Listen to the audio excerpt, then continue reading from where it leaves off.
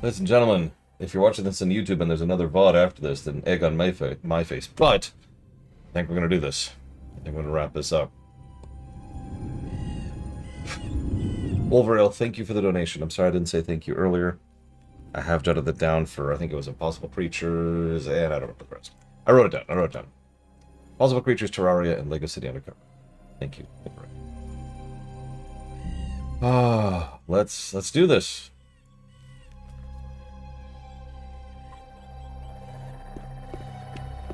I see. You're wearing the ore armor. I found it in one of those old chests in the sunken tower. It belonged to the general who wielded Eurytziel in the battle against the Yorks. I hope it'll bring me more luck than it did him. I'm seeking magic knowledge. I mean, I can't imagine it's going to be good, like Jamal. Come on.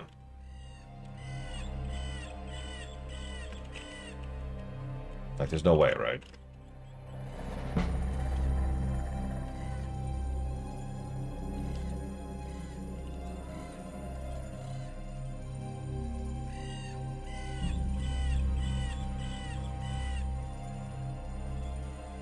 How bad? I mean, that is a good question. I don't have a ready answer for. How bad do I think it's going to be, team? I have 105 light scrolls? Jesus Christ.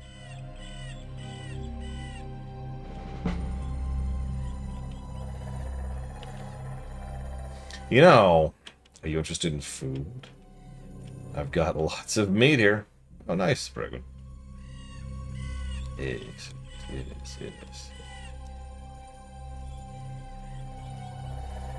I've got 62 things of water. Huh? You want some water? Huh? Uh-huh. Oh, okay.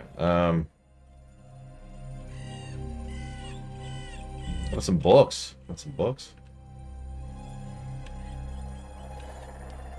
Oh, that's too many. Well, whatever. Give me my stuff, please.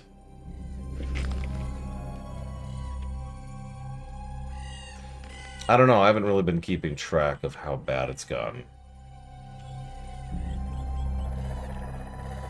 6.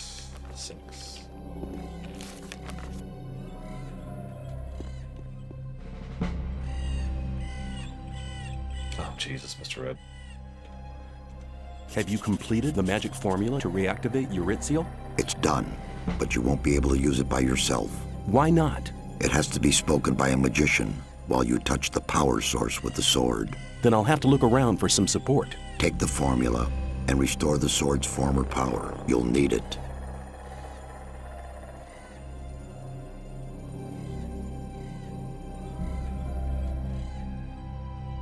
Yeah, I think... I don't know. Yeah, as I say, Zardus, why don't you do this? Pray tell.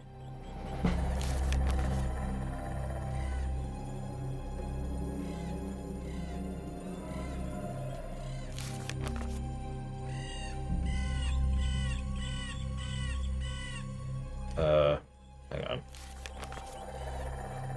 One second.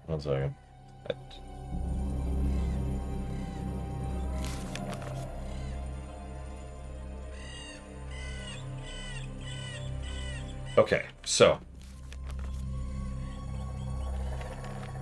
let's swap this.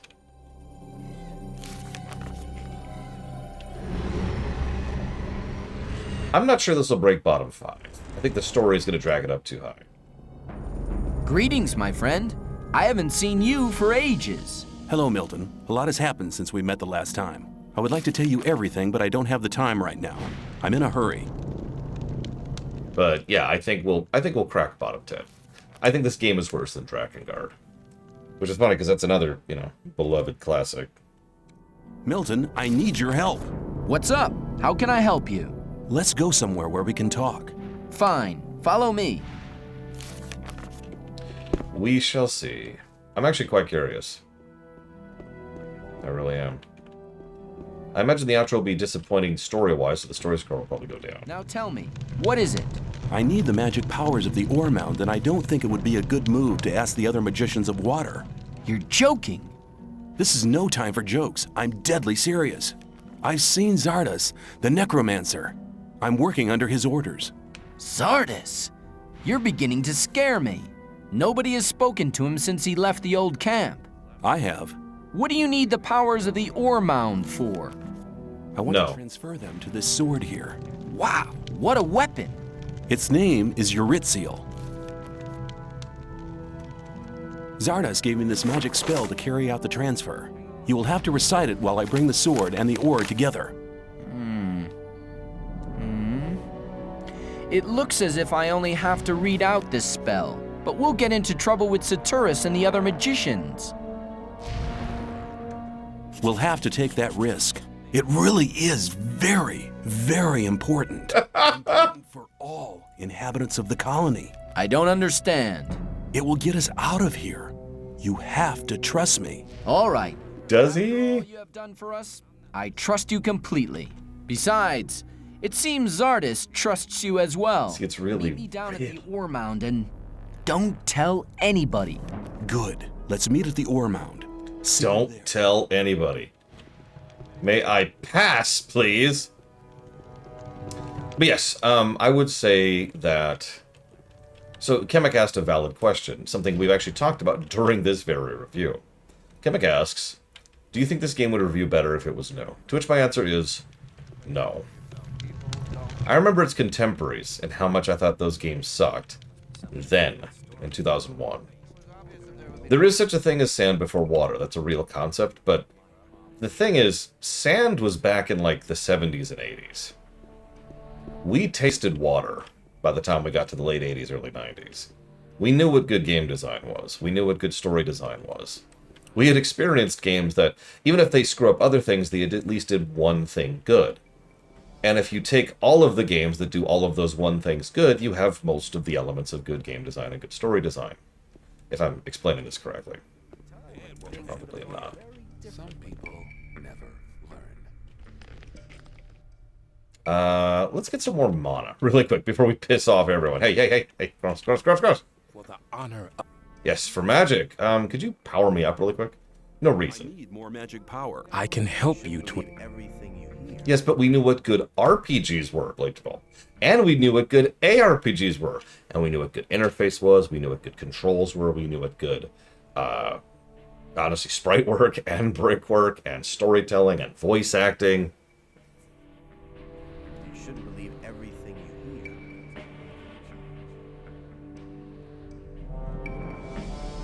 Counter design, enemy design, boss design, itemization, level design, lots of level design, actually. Hang on, better not go rushing into anything. But it's in 3. Yay! I better keep Hang on. Better not go rushing into anything. I can't... Maybe. You shouldn't have to watch what you tell people. No, I get it. It's just... Takoida's point is valid, but I guess my overall point is that if you just look at things historically, good design predates this game by over a decade. You could argue that if this game was reviewed in the 70s, it would blow people's minds. Every year after that... Where is this stupid thing? Every year after that, that gets less and less likely. People always talk. You're very probably right.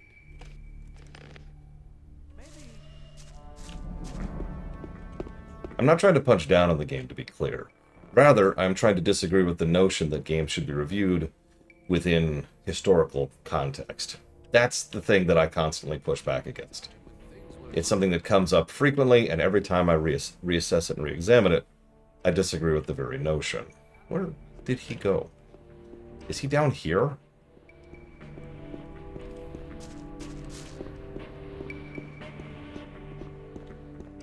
But keep it to yourself. People don't need to know. Besides, as I pointed out to von Falkenstein a few days ago, we do take historical account when it comes to certain things. I wouldn't like to be in his shoes, though. I mean, I've pointed out several times, the graphics in this game are actually weirdly good for the time. Not listening to all the blathering. And Several 3D games that came out after this. it was obvious that there would be trouble. Oh, hang on. But! Very Several games that came out after this look worse on the graphics angle. I can point to one right off the top of my head. Morrowind. Frankly, this game looks better than Morrowind. I maybe get some weird looks for that, but I stand by that.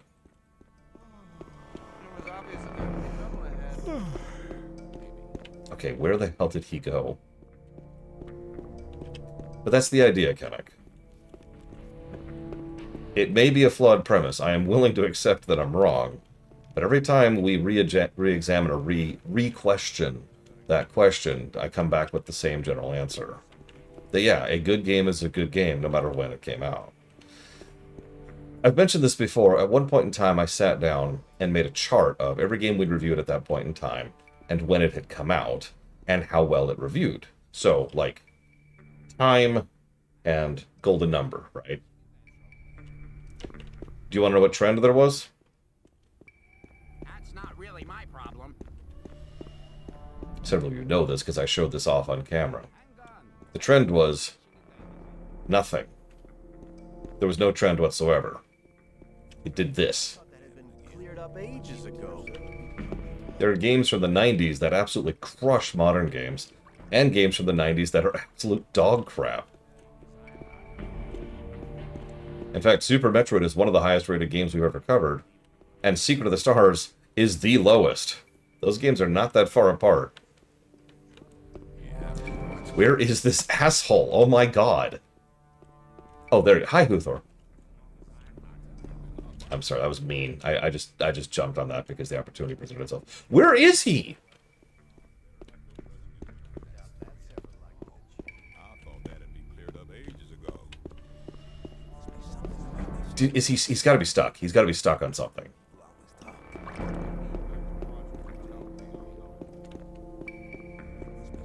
I've said it before and I'll say it again. I'd like to, with all that wonderful spare time I have, actually collate based on system and based on year. Just to see, right? Just to kind of examine how games are alongside each other, historically speaking. Doesn't affect the review. Doesn't affect the golden number. It's just something I find interesting. It's just additional data, because if there's one thing I, as lore, love, it is data. Yeah, also, the second worst game we've ever reviewed came out 2 years ago. Okay, for real, where is this guy? Oh my god. Oh my god, he's just gone. He's just gone.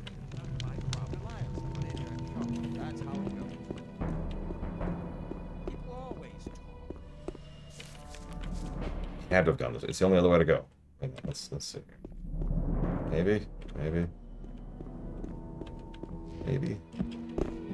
I can just imagine Valvedrix in the background shaking her fist at me for how badly this game is reviewing. I'm sorry, Valvedrix. You're not watching this, of course. You don't watch it. Please don't kill me. Well, okay, fine. You can kill me. I accept it. Make it quick, maybe? Like, cave in my ribs with an axe. Or a mace. Yeah, FF14 1.0. The worst game ever made, still. Came out in... just lower down, right? 2010. Yeah, okay, here it is. Have you got the sword and the spell? Yep. Here, take the spell. Are you ready? As ready as one can be for this crazy plan. Then let's do it. Oh, hey. Pre-rendered.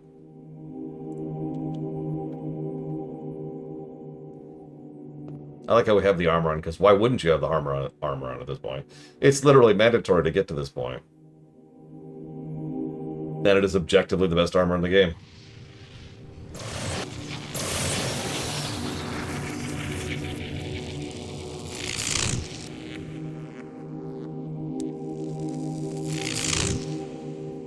Complete the circle. Release me from this prison. What was with that smirk? It's done.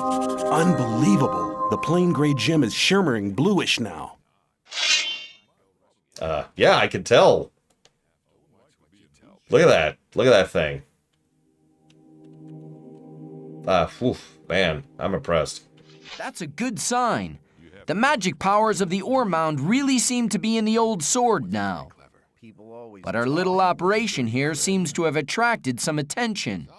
You should teleport yourself directly out of here. What about you? Don't worry about me. I'll think of something. Go now. Maybe. Okay.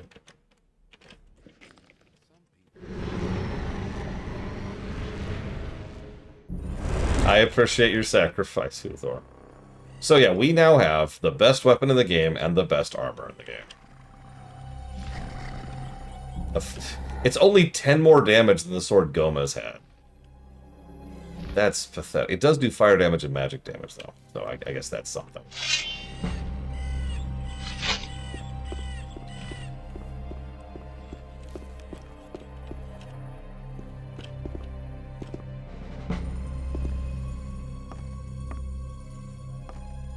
Oh, I'm looking forward to the final dungeon.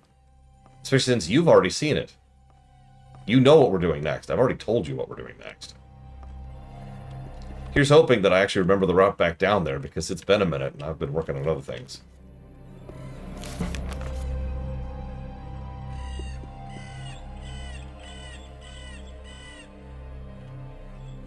I've reactivated Eurythiel. It's incredible. The sword has regained its former powers. Now you have a really powerful weapon. That's it? That's all you have to say? Okay, fine. Bye, dude. Okay. Save after all that.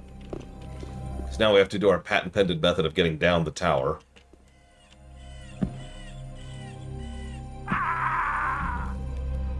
Yep.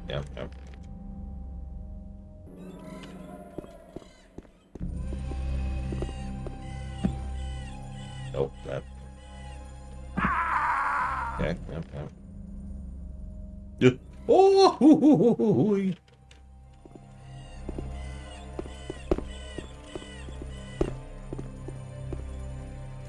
Jump! He keeps not jumping, and that's why I keep dying. God damn it! Do these count, Blanterval? There, we jumped. Okay.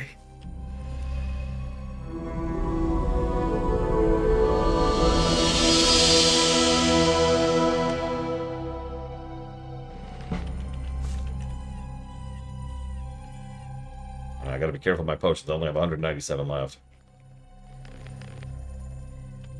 I don't have a clicker, so...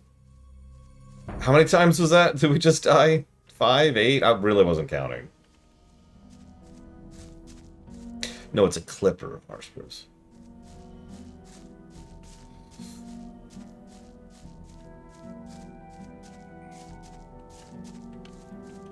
If there's another way down from that tower, I never found it. Man, I feel so powerful. I can't wait to go die in 3 hits to anything. Well, anything at my level. It's okay, I do actually have a strategy. Did I pull it out? Yeah, I did, okay. I don't want teleport.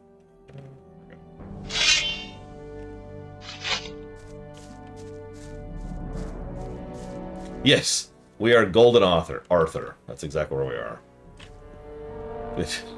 You know, the more I play this game, the more it really does remind me a lot of Ghosts and Ghouls. Or Ghouls and Goblins, or whatever the hell the term is for that freaking game. Hey, Unicorn Scotch! How are you? Give me 1 second. You've been supporting me for too long. Go support a real streamer with blackjack and hookers.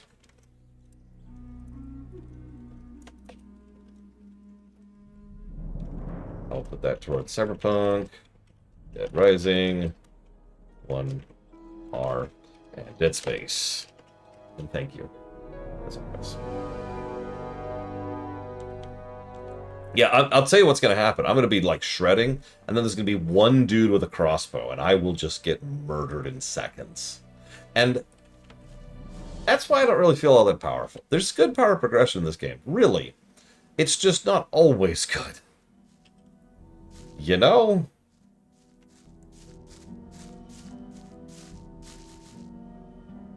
At our last meeting, you told me that your brothers had sealed the temple.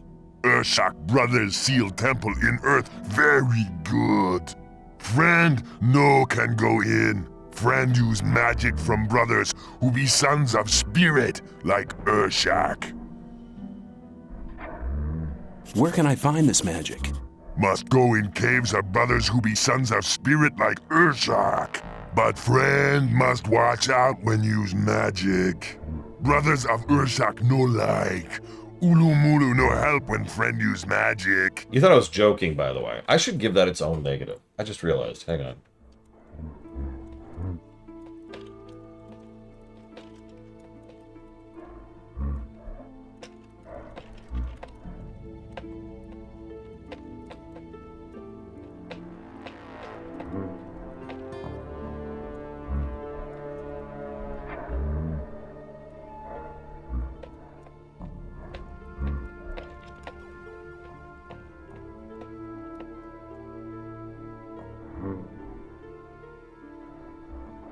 By the way, are you okay with it being Alan Wake 1 and not 3, Gimmick? Because that still hasn't changed.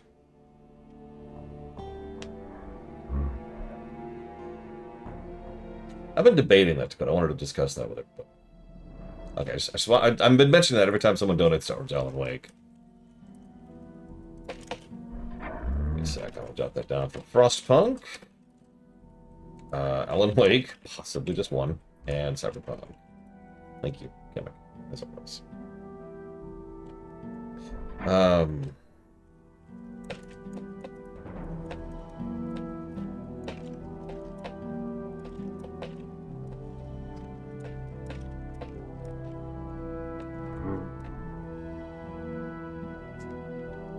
Okay, you know what? We're good. So, like I said, I wanted to discuss this. The whole game, up until, I'd say Chapter 3, is actually pretty solid on the story axis. And then it starts to fall apart really, really hard. One of the biggest problems is they have this big overarching plot in the background. And one of the problems is that we are literally the chosen one. In a game where and the thing is, I'm not going to dig a game for having a chosen one story, much as I'd like to. And I'm not going to dig a game for having a big overall ultra demon behind the scenes. But it feels the antithesis of what Gothic is going for. I'd love to hear anyone else's thoughts on that, because so much of the narrative axis of things, so much of the vibe, so much of the gameplay has been pushing this concept that we are nobody.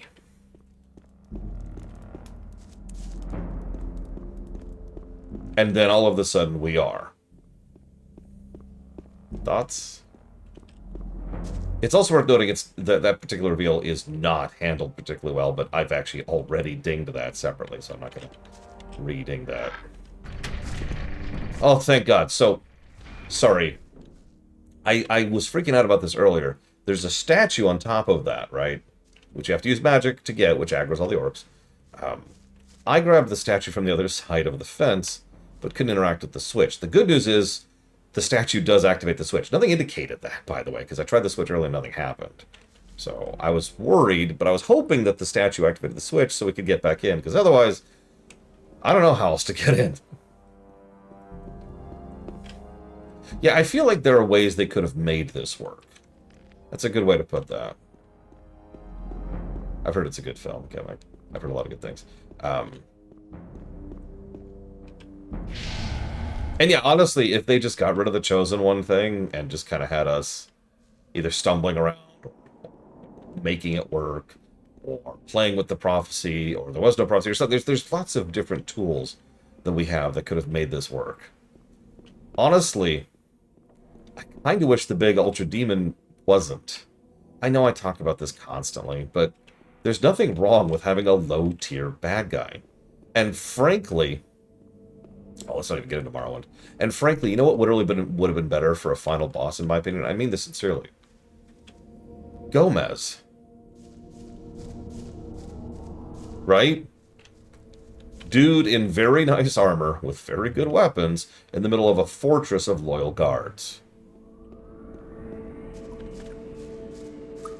And also, obviously, the thematic significance of the oppressor, Nazi asshole, squatting on a pile of treasure, forcing women to blow him every week just to keep eating and drinking. That sounds like a more appropriate thematic final boss for prisoner flung into the colony than the demon thing, which I don't even know what it's here or why it's here. I mean, I know. The orcs summoned it to win, and then they lost control of it, and then they sealed it away. I get that. But what does that have to do with anything?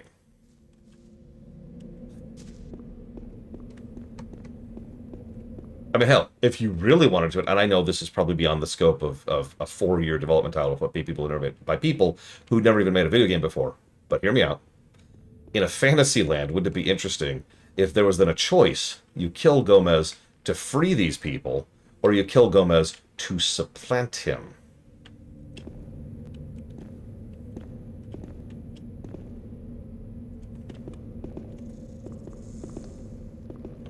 Okay.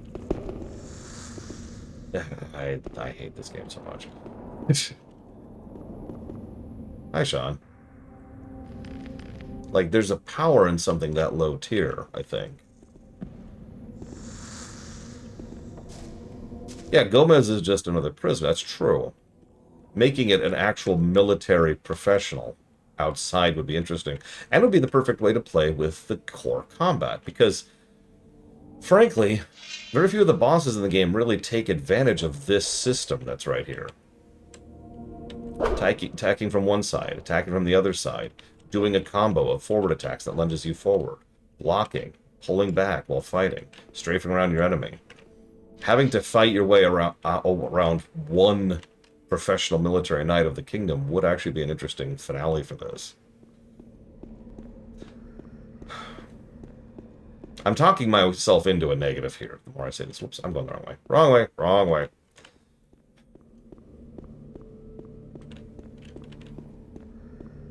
Oh, I agree, Kamek.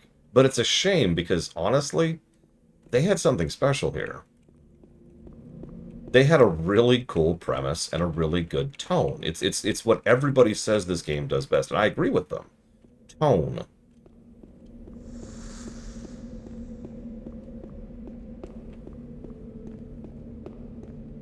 And then it throws it out the window.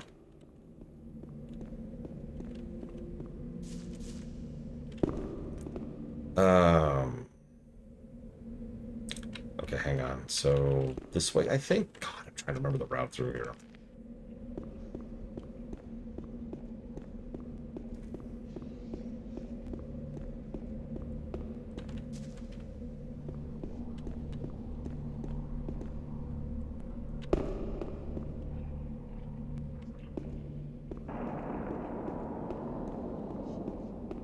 Again, as I mentioned earlier, I think it's the execution of the tonal shift that doesn't work, most of all. Because, like, there's nothing wrong with having a big super ultra boss at the end of everything. I like Final Fantasy IV as much as the next person. But you gotta work on that. You gotta work on that build-up, and you gotta work on that escalation.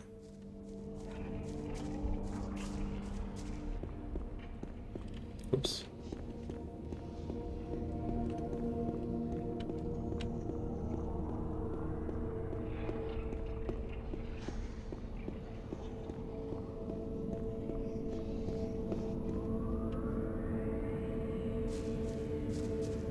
Hello, Elizar.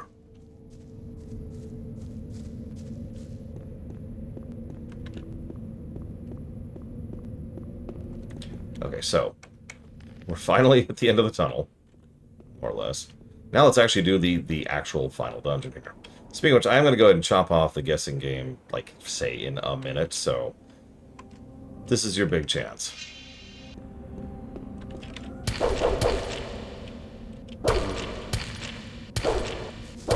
Final boss fight.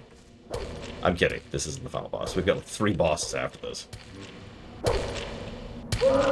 Does not bode well, though. Considering.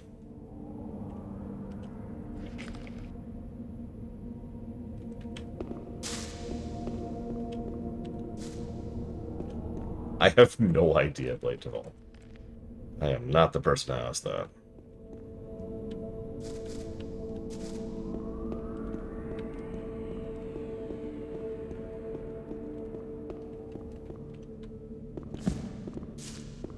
I was gonna say, I'm pretty sure that for all intents and purposes, this is the name of this game is German.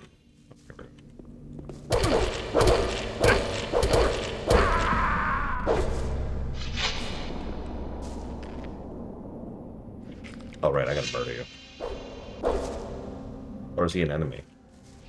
Is he an enemy and not a person? Oh, that's funny if that's true.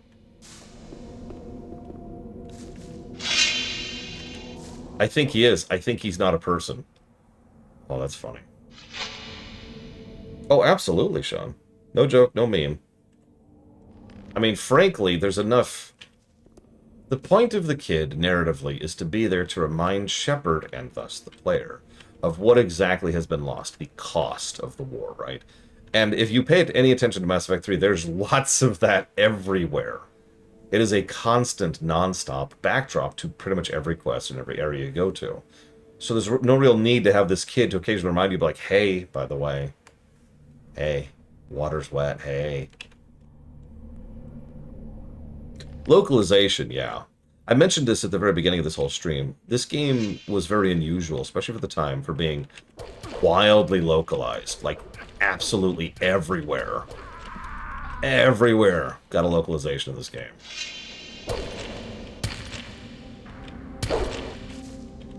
And that was unusual. Well, honestly, it's a little unusual now. Never mind in 2001, when localization was still kind of finding itself. We were still having issues with games localized from Japanese to English at that point in time. And that had been happening for 20 years at that point.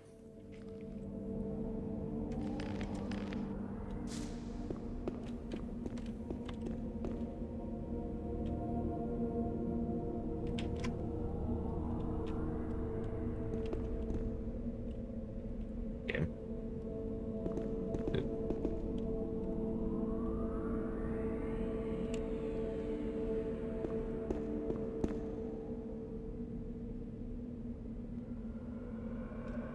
I'm going to just assume this is working.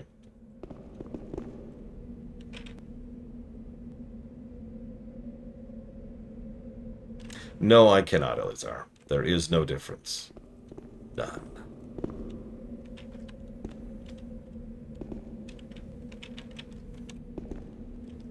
Except Edge is bad. Am I missing one of the swords? Am I missing one of the swords? How?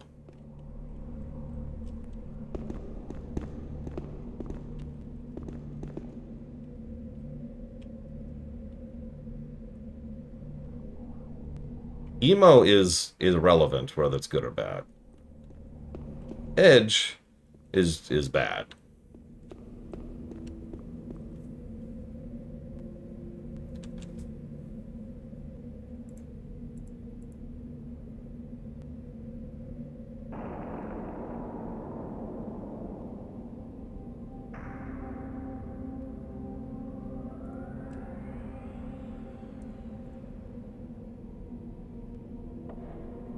The comment was, get your guesses in, or else I'm shutting it down.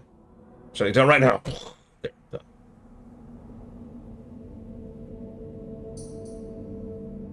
Oh, did someone leave a comment in it? Do I need to ban people again?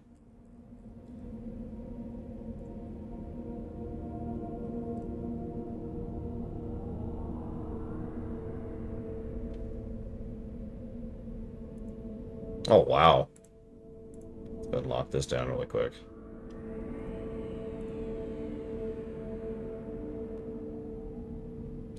I think my favorite part is this person wasn't even brave enough to say something in chat, but instead had to go ahead and leave it on the guessing game. Get a life. Oh, this is long. Look at this. Look at this.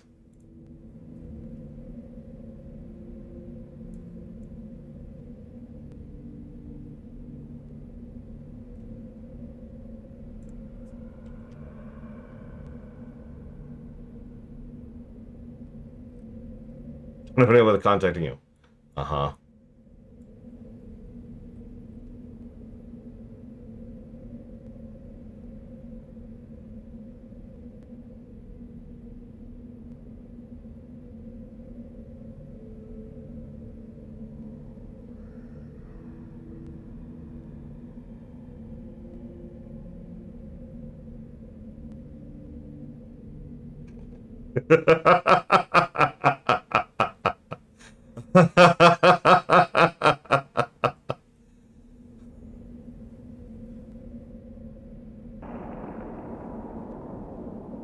Oh, this is fantastic.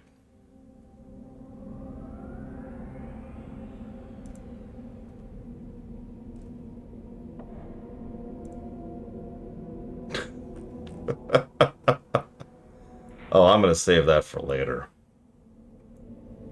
Oh.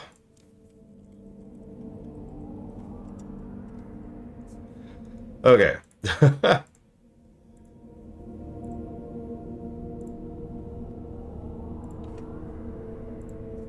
You know, oh, people like that make my job worthwhile.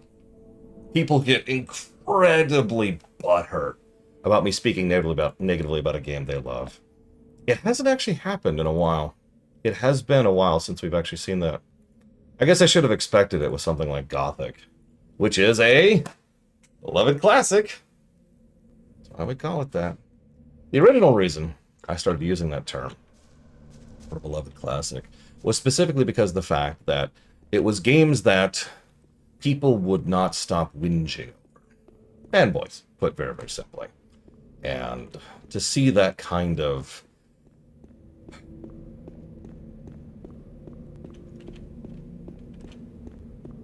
lack of self-awareness is what I think I'm going to call that.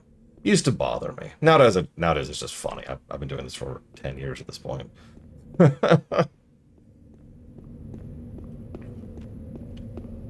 But like, wow, dude. Thank you for pointing that out. I hadn't looked at the guessing sheet yet.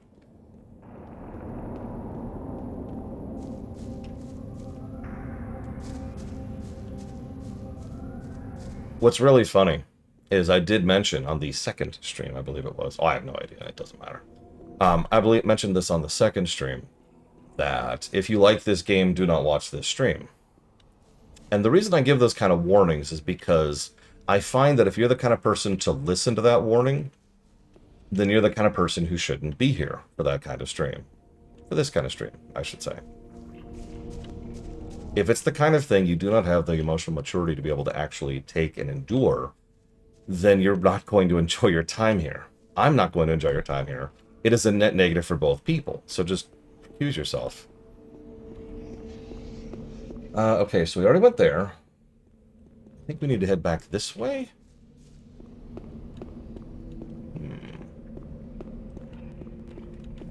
Because I'm guessing I just missed one of the bosses.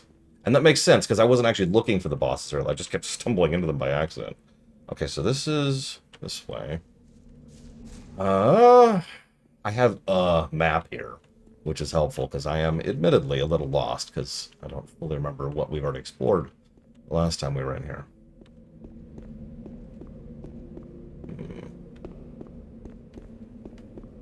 Yeah, if I see any demons in any direction, I'll know I'm going the right way. I don't know if we went down here.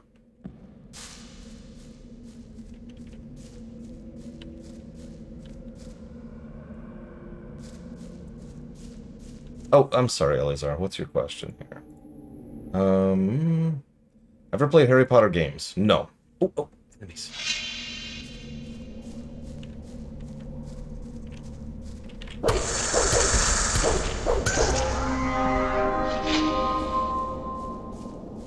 Okay. This is the shortcut out, though, isn't it? Yeah, that's another thing. I actually thought this was a pretty decent stream. Like, I've heard really good things from a lot of people that the stream was actually an enjoyable experience. Feel free to contradict me on that. I thought we were having fun here. I've also been trying to combat the dead air. We've been down here before. We have, yeah. I've been over here before. I was trying to find the crawler earlier. 7? Yes. There we go.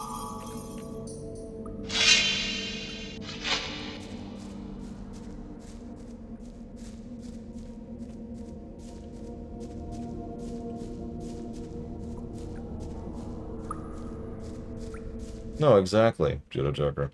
Let me tell you a little interesting tidbit. One of the most common types, formats, targets? We'll use targets. One of the most common targets of comedy is relationships. You know, your wife, your husband, your sister, your brother, your friend, whatever. Your father, your mother. And the reason why, thank you, Sean, appreciate you. And the reason why is because we have not only a sufficient amount of familiarity to be able to speak negatively about those things, but because we care enough to bother. I know that sounds strange, but you don't bash something you don't care about. I'm saying that wrong. You don't criticize? That's a better way to put it. You don't criticize something you care about. You don't try to critique something you care about. You don't know something. I'm still explaining this wrong. You don't have a sufficient understanding of something's flaws unless you care about it. There we go. That's the way I'm going to go with that. Yeah, exactly. The opposite of love is apathy, not hate. The reason I bring that up is most people, myself included, we tend to notice the flaws in the games or shows or movies that we love. I'll name one right off the top of my head. I'll use a movie for this. I love the Lord of the Rings trilogy to death, and I look forward to rewatching it some year with that incredible amount of spare time I have in my life. But I still have issues going back through Fellowship of the Ring specifically. Because, well, I can see the cracks now, especially in the special effects. The camera effects they used were innovative and neat and fun and cool from a cinematographic perspective, but I can't not notice the cracks in everything in the Hobbit section. Everything about how exactly they're trying to make it look like the Hobbits are so short. And every time I go through that, it honestly kind of reduces my enjoyment of the film. Yeah, the eye lines, yeah, it's fascinating the way they do it. It isn't the movie's fault, but at the same time, it kind of is. Okay. So yeah, this is the first one we went into. This isn't it. Let's see here.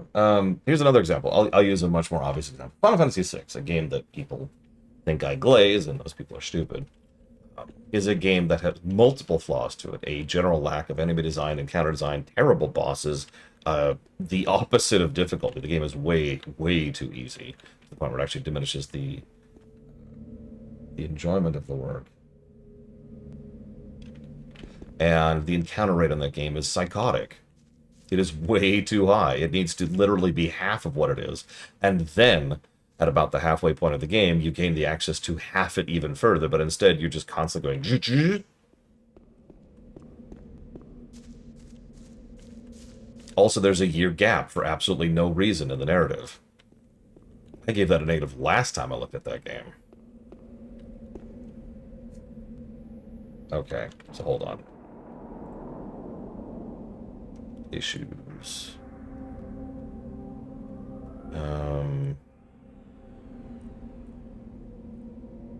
The Aragorn fake out, that's actually another good example in Two Towers.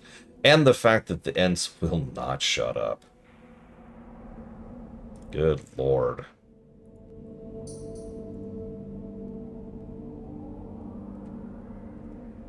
So, Pyrokinesis, we fought him.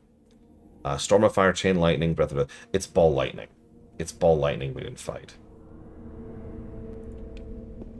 Okay. That's Varog. Kasorg is who we're missing. Okay. And anyone who thinks I can't bash WoW, probably the best game ever made, has never seen me talk about WoW. Recently, even.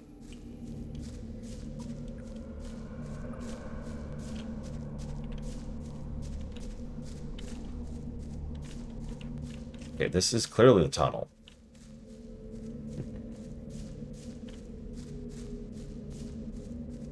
Or StarCraft 2. A game I gave literally dozens of negatives to. I was just thinking, thank God my light is still here. Thanks, game. Thanks for proving me wrong on that one.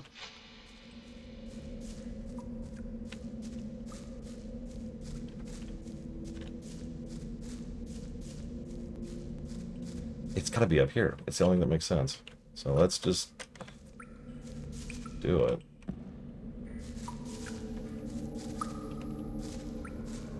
WoW was discouraging to review in several ways because there's just so much about it that it's just so awful. Never, Elizar! I'll never answer your question. Okay, what are you asking? Let's see. It's already off the screen. Hang on, hang on, hang on. Trying to get me killed, Elizar! I knew it.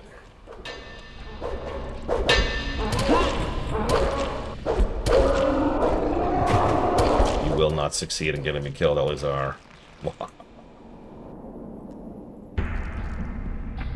Okay, Elizar asked a question. Ah! Ah! Okay.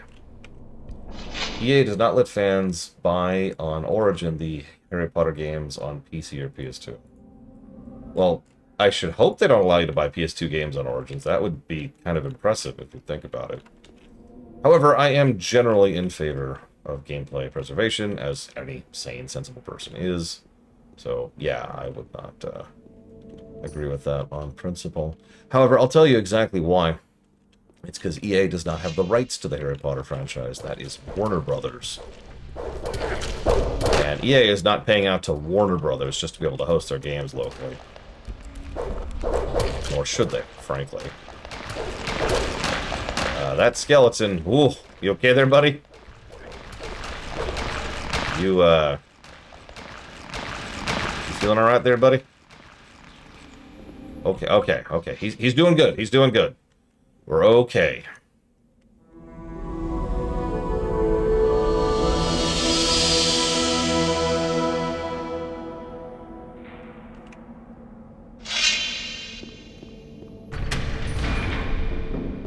Oh no. You don't understand. I'm not locked in here with you.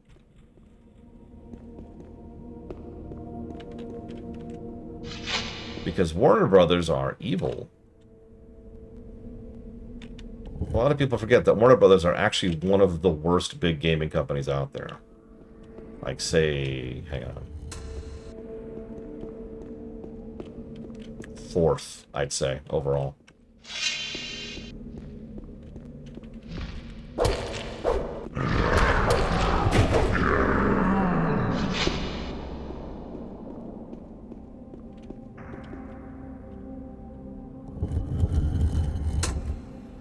Okay. Nope, still wrong. Yes, they did, Uthor. They finally got rid of the underwater aspect of it. What makes them so bad? Okay. So, when you think of companies like EA, you probably think, oh man, EA is so terrible about how it constantly kills off its IPs and treats its employees like crap and blah, blah, blah. Except EA doesn't really do either of those things. That's Warner Brothers, who does both of those things constantly. They have killed off so many IPs, canceled so many projects, deliberately canceled projects that were already close to success because they could use them as a tax write-off. They're extremely anti-union. They fire people left and right. They constantly abuse people at their workplaces. Contradiction. Dead Space. Yeah, Warner Brothers would have killed BioWare. Let me put that very simply. You know who's still around? And Spider-Man 2. Thank you, as always, Papa Neeks.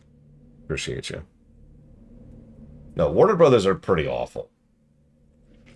EA actually goes out of their way to treat their employees quite well. That's something they're known for. Now, that's relative to other big gaming labels, but it's still true. And EA is, of course, still, you know, a bad company in several ways, but it's not even in the same category as Warner Brothers. Yeah, nobody cares. No, you know what? Hang on, hang on. That's unfair. I want to hear his quip.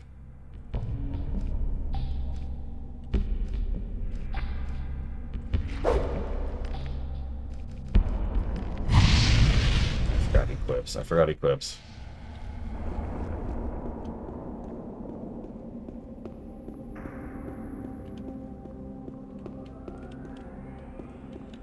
Oh god, where are we? Oh yeah, then there's the freaking patent thing. Which, Huthor says is on the patent office, which I don't disagree with. However, one of the things that a company does, and plenty of companies do, is they'll patent something and then make it open source so that anybody can use it and nobody else can patent it. By the way, EA does that.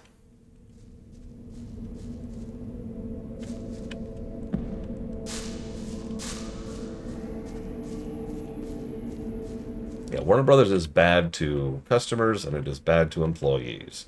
That's pretty much all I need to look at a company unkindly.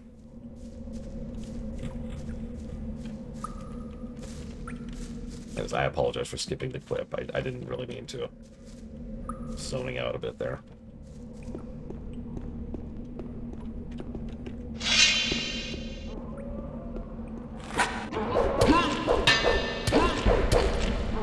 Yeah, I think it's like another 9 years, I want to say, before people can start using the Nemesis system. Something like that.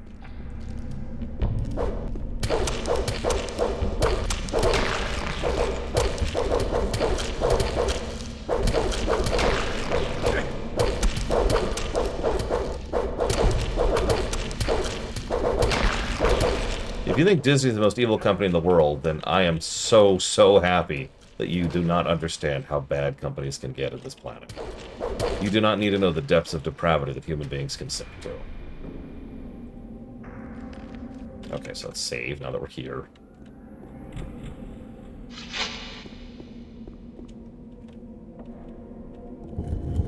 I did not turn on cheats.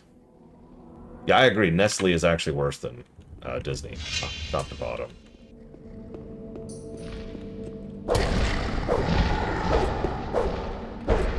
I would also agree that BlackRock is pretty high up there.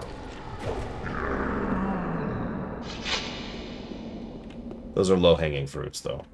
Tencent is also up there. Also the worst gaming company, if you call them that. They have influence in the gaming space. I think that's enough to call them a gaming company.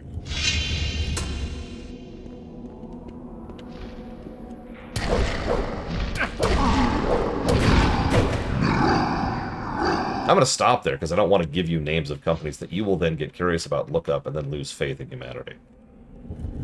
Do it on your own time. I got... I'll just deal with Gothic.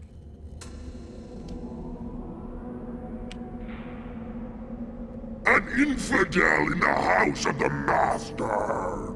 Damned be you. You be damned, you stinky moldy carpet. Moldy carpet? Uh-oh. Uh-oh. Uh-oh. And we're stunned. No, no, no. We gotta... We're not... Ah! Ah! Ah! Oh my god. We are doing no damage to this guy at all. Look at that. Oh, that does not bode well. You asked earlier if I feel powerful. No. I do not. The moldy carpet wins. Wow! He just obliterated me. Okay, okay.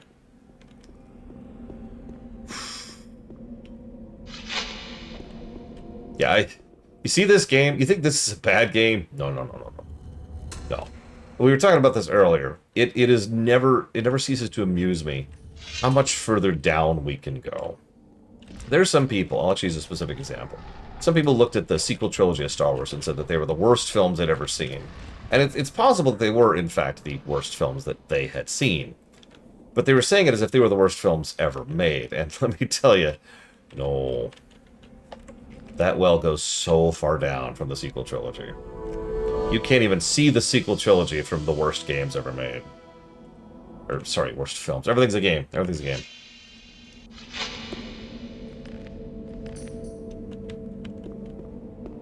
Yes, 7, 8, and 9 is the sequel trilogy.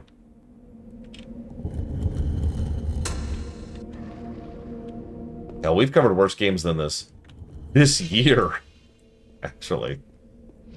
At least I think so. I guess we'll find out when we get there.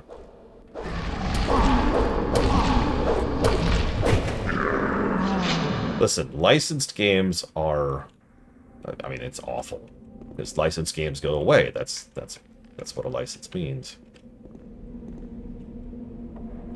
I don't know, this battle is really starting to get to me here.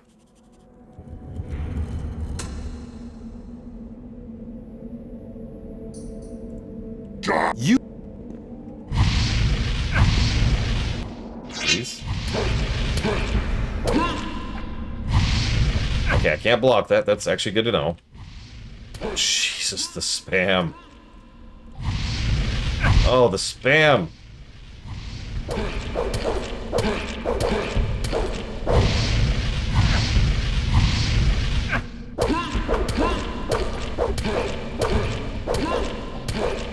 There's bugs and there's features. Hey. Okay. Well, let's Google this. Hang on, because, yeah, he magically is just taking no damage, and I'm not sure why.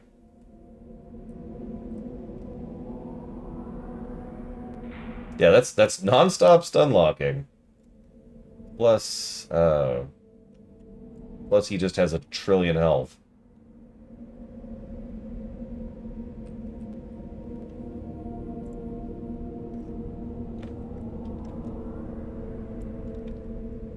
Negative to gameplay.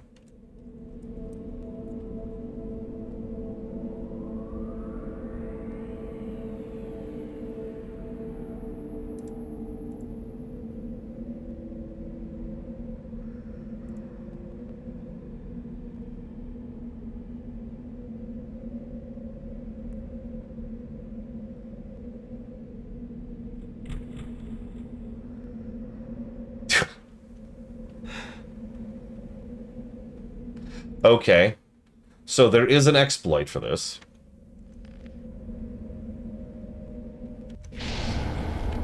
Of course there is. An exploit is... So here's the exploit. You ready for this? This is great. That's great. If I can find the damn thing. There it is. No, this is an exploit. This is assuredly using a bug.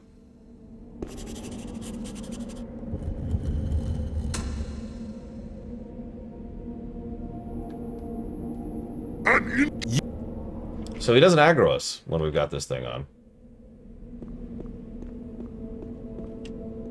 So we're just gonna get right up on his face, kind of scooch over here. Yeah, we're Orc Friend. Get right up on him, get it back up save for this. And we're gonna go back to our real weapon.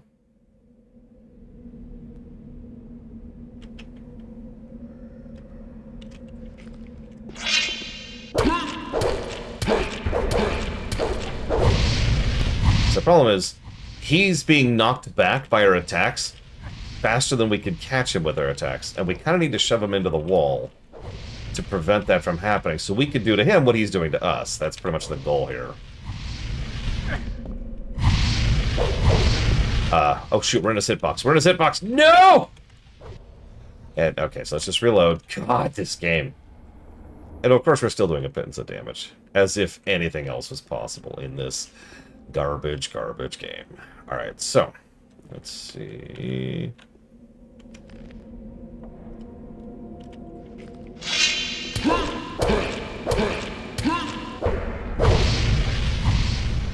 He actually interrupted my swing there. Did you see that?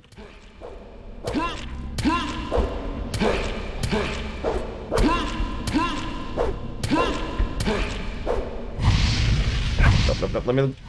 Damn it.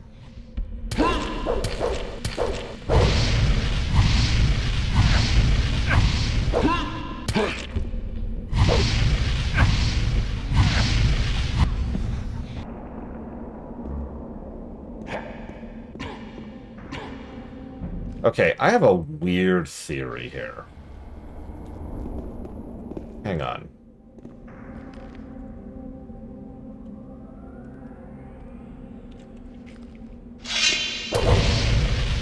No. Target him, please. Why? Why? Why does the best weapon in the game do so little damage compared to the second best weapon in the game? Explain that.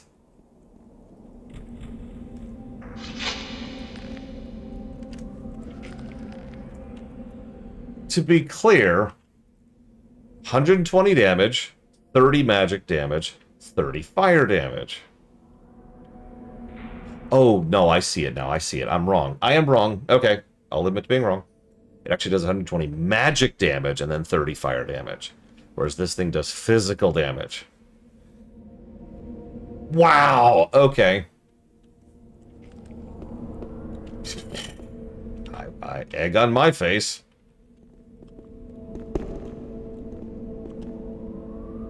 Negative to gameplay, because that's still fucking stupid.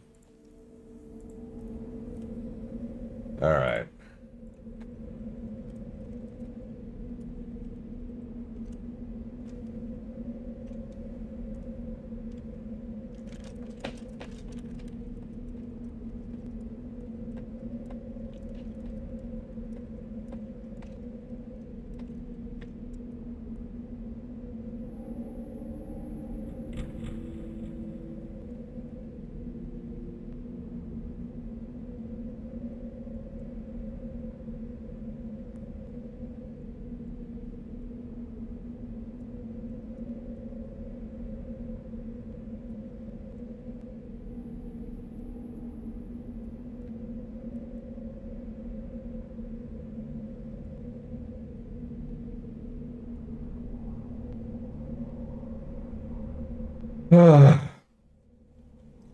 I was gonna say, have fun doing this as a mage.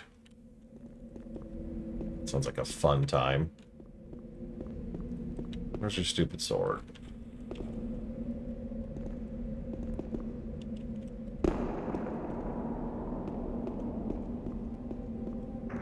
Where is your stupid sword? I kinda need the stupid sword. Oh, there we go. Stupid sword guy. Hi, Jay Palmer. How is your day going? I actually deliberately wasn't going to save, just in case I bugged something out. Listen, this is the best game ever made, Get Judas. You can tell. Because...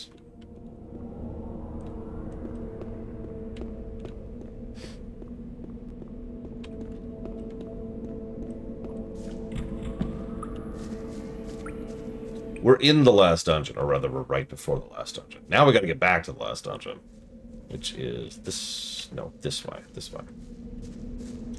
Listen. I saw women in lingerie who were being sex toys for the men, and that makes this dark.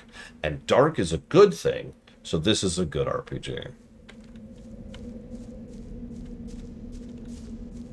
I'm willing to admit, because I am actually a good reviewer, that there are good elements to this game. And there are several things about this game that I can absolutely see why they'd not only catch someone's attention now, but especially back when it came out.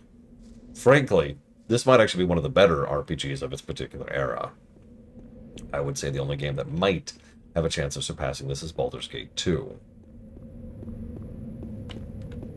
But give me a break.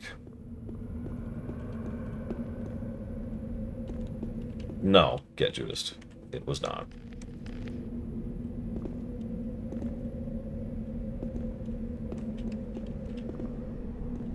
We had just been through the 90s.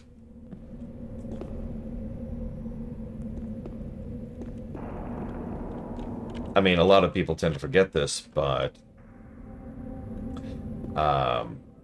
Daggerfall and Arena both had full frontal nudity in them. Because that was just what fantasy was. Where that comes from, I'm not 100% sure. I do blame... yes, they actually did J-Palm. You can look it up, if you feel like it. I blame Conan at least a little bit for that, because that is part of the aesthetic of Conan. But it's a thing. Yes, Diablo 1 also had fully nude succubi, something they got rid of in Diablo 2. I've never actually seen it, Mr. Red. Oh yeah, Duke Nukem had that too. And yeah, Silent Hill 2 had something like this. Wasn't uncommon. Late 90s and early aughts was a pretty big time for trying to really shove the boobs into video games. Something we thankfully have gotten a little bit more tasteful about. You want to put boobs into a video game, I don't care. But, like, don't do that. Yeah, God of War 1. That's actually another excellent example of, what are you doing? Thank you for reminding me of that one. God of War 1 also had full frontal nudity, and a sex minigame to get experience.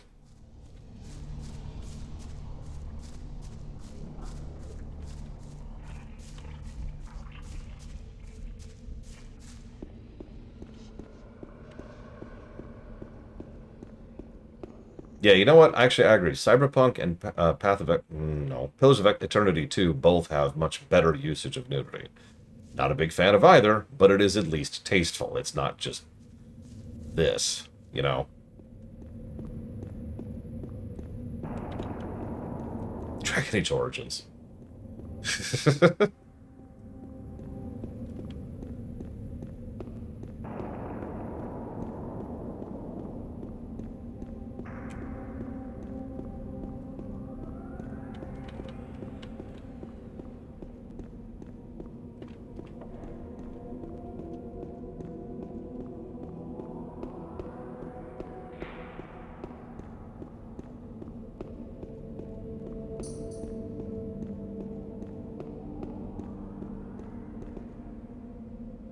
Head on, Dream Whisperer.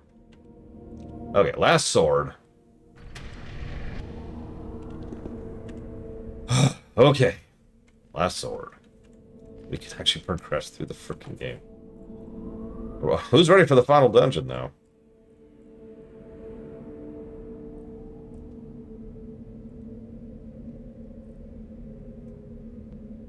Hang on, I need to pull up my walkthrough here. I will admit there's one thing that person said that I absolutely agree with, not that they're listening at this point. That is that this walkthrough has kind of sucked. Point in fact, I've actually been bouncing back and forth between 3 separate walkthroughs, one of which is in German, in order to try and figure out what the hell I'm doing at any given point in time, because these are not good walkthroughs.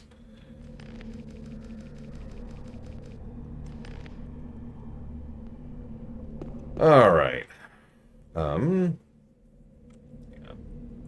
Make sure I know where we're at. No, I'm using Google Translate, which says all it needs to about that. Okay, Alright,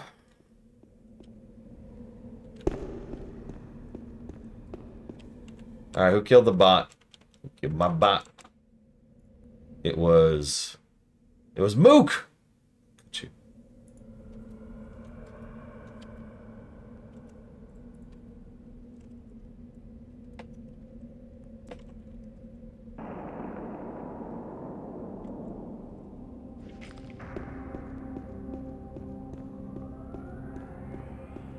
Do we blame the walkthrough? No. If you could just teleport in here, you asshole. I agree with Duke Nukem Forever for worst use of it. That is the opposite of tasteful. Tasteless, I suppose. That's just, what in God's name? We don't have much time, so listen carefully. How did you... The sleeper is not far. I had to use all my powers to get here. I have translated the Orcus prophecies and discovered what the 5 hearts are about. The 5 hearts of the priest you defeated were placed in 5 shrines. These shrines may be opened, but only the ancient blades carried by the priest can harm the hearts. Now you must pierce the hearts with the 5 blades. Only thus will you be able to drive the sleeper from this world. I understand. Hurry, Do you? for the awakening of the archdemon is nigh. The crazed Kor Kalam and his misled disciples are here. They have gathered in the hall of the sleeper. I've bled enough. Nobody can stop me now. The might of the sleeper is growing stronger and stronger. I cannot. What's wrong with you? I must. Oh no, it's time to kill Zardas. Is he taking a nap? Oh my god, he is. Okay, hang on, really quick. I just want to see if the game's gonna let me.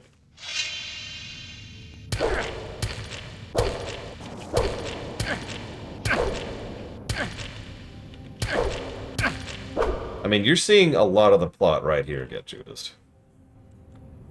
The Sleeper's some ancient archdemon that the orcs summoned in order to try and give them power. That didn't work out, so they sealed him. Now they're trying to unseal him, and we're trying to kill him. The end. Yeah, no, so first of all, bots can't be alive or dead, most obviously, but second and most importantly, I don't actually know what kills the bot periodically, so it's just kind of a joke that whoever sent the last command to the bot is the one who killed the bot. Let's do that. Okay.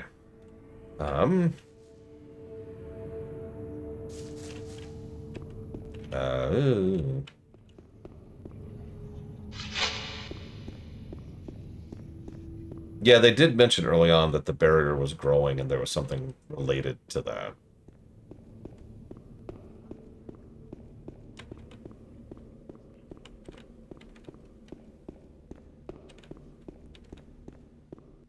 Okay.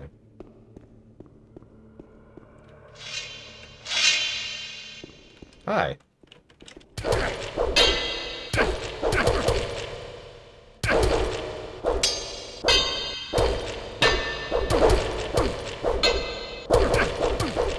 I'm not hitting him at all.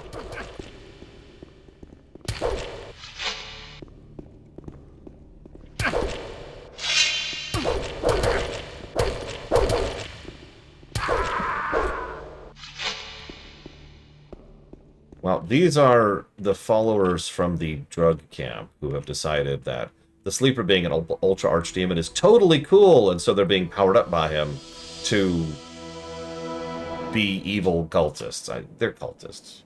Being evil is what they do.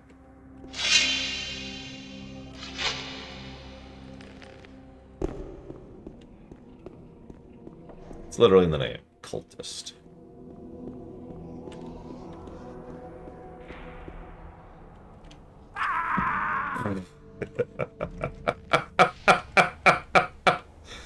Oh, this game is wonderful. Yeah, we should summon demons.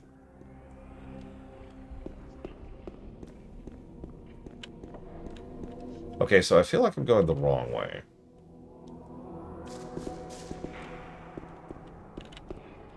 I don't know, look. I'm pretty sure all cults are evil in gaming.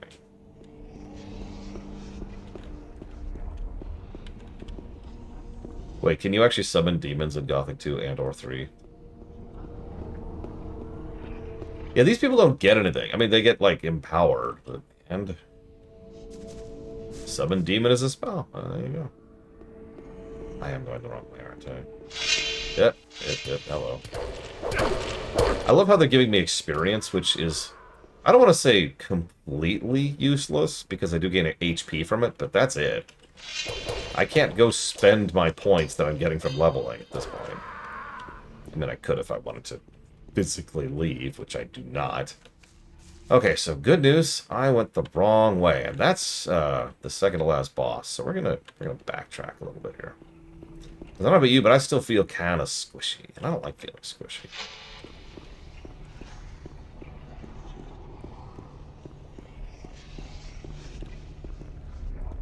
You know what? Hang on. For those of you in the Discord, I'll give you a little treat.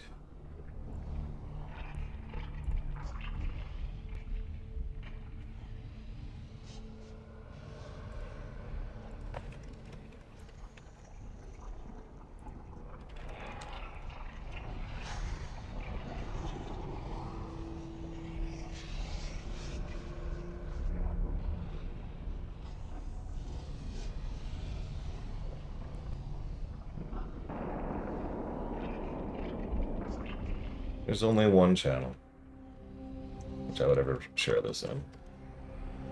Oops, hang on. Oh, wow. That's it.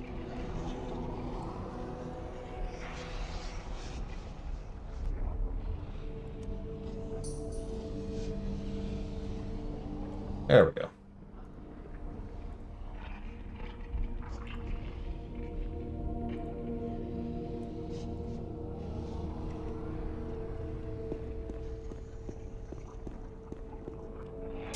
That's a good point. Kitten fan! I accuse you of being a demon.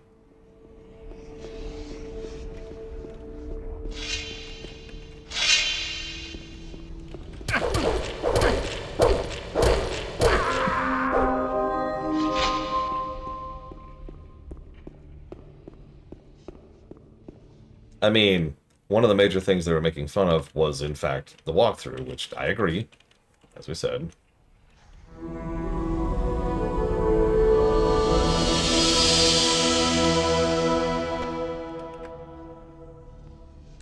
Oops. My dinky little bow. I should say the walkthroughs again, because, again, 3.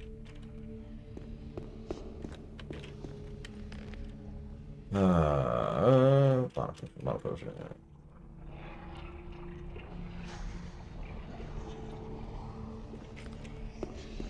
I don't know. Wait, well, I mean, lack of sound balancing is the answer to your question.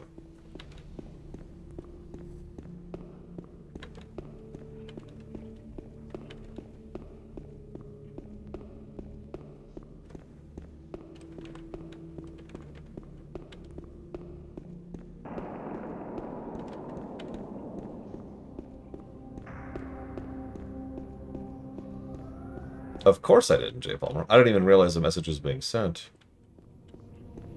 Hey, that reminds me. Recently I got a whisper on Twitch. So, as a fresh reminder, Twitch whispers are terribly designed, and I cannot respond to them except verbally. So if you send me a message on Twitch, you gotta tell me you do, because otherwise I don't see it at all.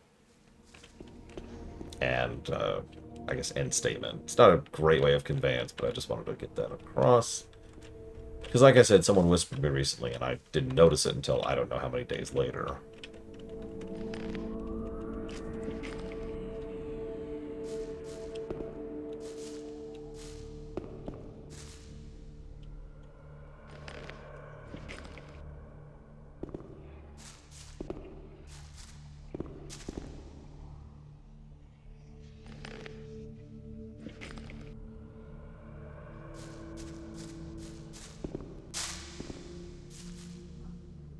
Yes, the whole reason we bothered to do this is because a bunch of these potions are stat-up potions. I don't know about you, I still feel kind of squishy. Looting, this is so miserable. Oh, I think I bugged out. There we go. So hold down thing, hold down action, hold forward, tap forward, sorry, and then hold forward to enter that. Then action and right, and then back, and then back. This is a brilliant control game. Tell you what. No, I didn't, Loke. In fact, I think you're lying to me. Why would you lie to me? I honestly forgot there even was a remaster. Surprising they're finally pulling it off the Xbox, but then again, Microsoft Game is kind of, it's imploding. We probably will never see another Xbox, which sucks. Whatever. And I know what you're thinking. Why, Laura? You've never even had an Xbox. Good question. I don't know about you, I don't want to live in a world where Sony pretty much dominates the console gaming scene. Hi, Sonashi.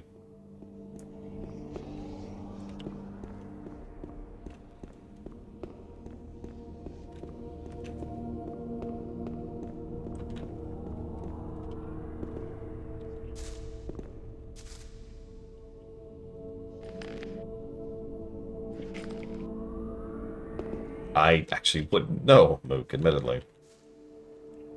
Xbox is for people who do not have a gaming PC, which happens to not include me. Yeah, I noticed we just all of a sudden have this black marble texture out of nowhere, which I do kind of appreciate. Oh my god, you're right, Sonashi. They probably use Linux.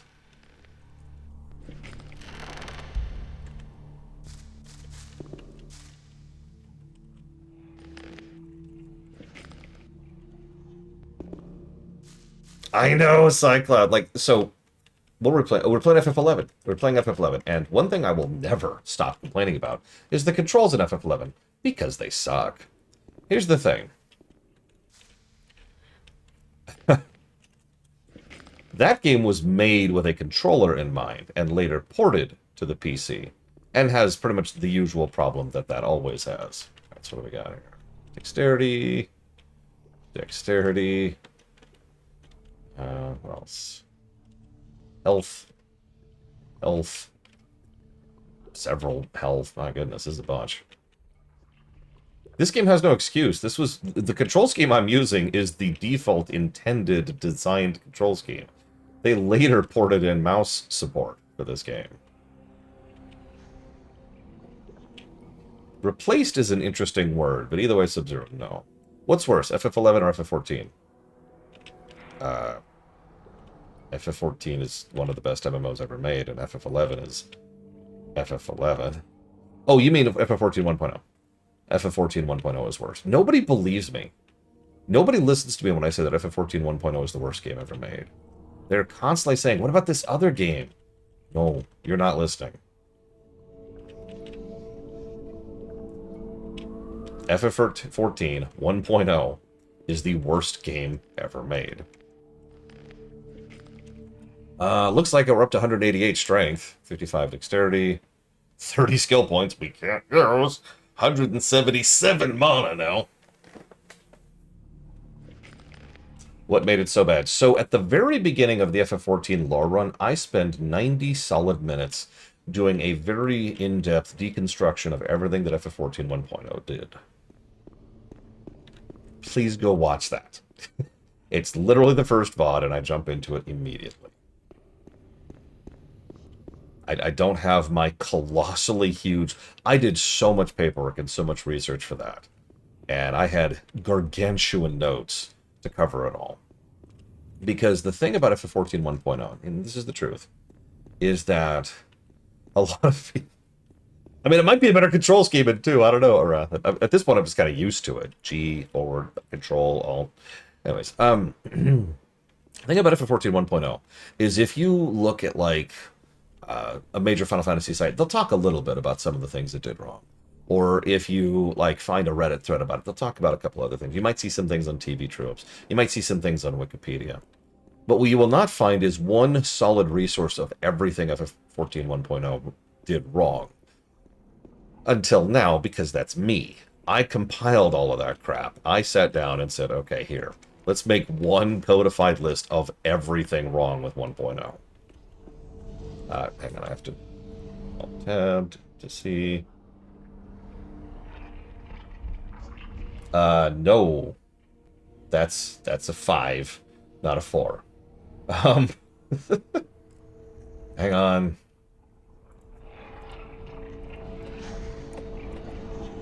Do it this way. It'll be really obvious because the thing should be right here. No. YouTube sucks slightly less, please. So, the literal name of the VOD is FF14 Part 1, 1.0, and the ARR Miracle. But I will save you having to search for it. There it is.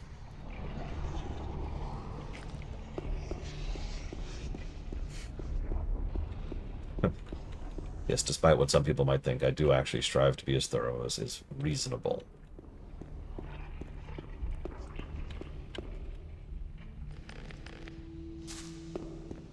I do recommend it if you ever want to know exactly how bad 1.0 was. Spoilers. It was bad.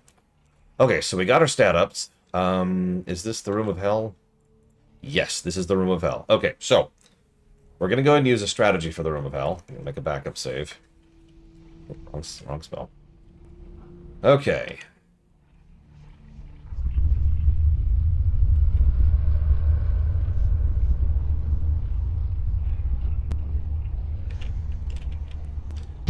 Wow, that spell takes a second. We're going to be here a minute. Hey, Off the Deep End. Earlier you subbed and didn't tell me what you want to put it towards. Just as a heads up on that.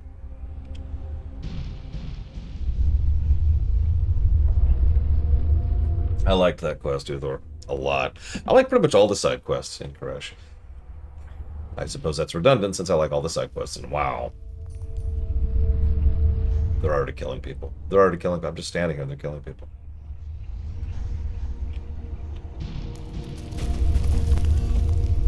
You see the experience popping up? They're just dealing with the boss down there. Yeah. Here's the seeds.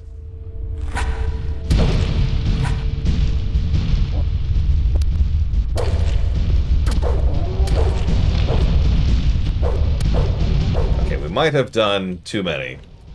I might have also needed to do it further back. Hang on, let me go ahead and talk to the boss now. Here it comes. We meet again. Notice the golems are still fighting. Has already told me of your arrival. He can sense that you are near. I'll soon be nearer to him than he would like me to be. We will not let you foil our plans. The world is about to witness the awakening of... Oh, there's the sleeper. Look. Nobody can stop him. The timing. The timing. Someone clip that. Nobody can stop him.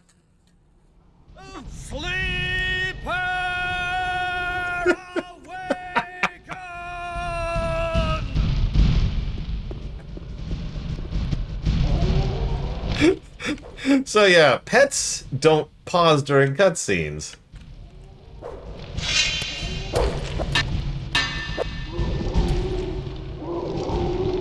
So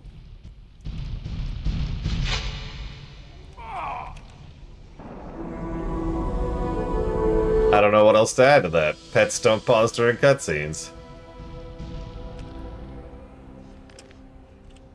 I suddenly have hundreds. Stop, stop, stop, stop, stop, stop. By the way, I do apologize for getting your name wrong at the thanks thing, Testiar. Thank you for pointing that out to me. Did we already get him? Yeah, I think we got all... Yeah, it's everything except for, like, 4 of these dudes.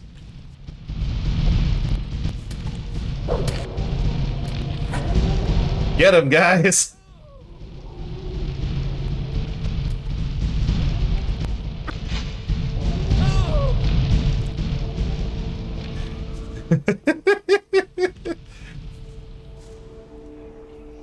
Not actually all that long ago. I got him today. What's his name? Zardus sells him. Okay, so we cannot attack the sleeper. He is invincible. Okay, so thank you, off the difference. This is what you gotta check me. The reason I tend to, so I've got a double check system. If you say, "Hey, I'd like to put it towards something," and I, thank you, Ross, and I say, you know, nothing, then there's a non-zero chance I missed it. So if I say out loud, Kingdom Hearts 2, Kingdom Hearts Chain of Memories, and Dead Rising 1R, that's the double check, right? That's the verification that I did actually get it and jotted it down. I try to encourage everyone to listen for that, because otherwise, well, who knows? Okay. So yeah, we can't actually fight the Sleeper because he's super invincible. This is the final boss, by the way.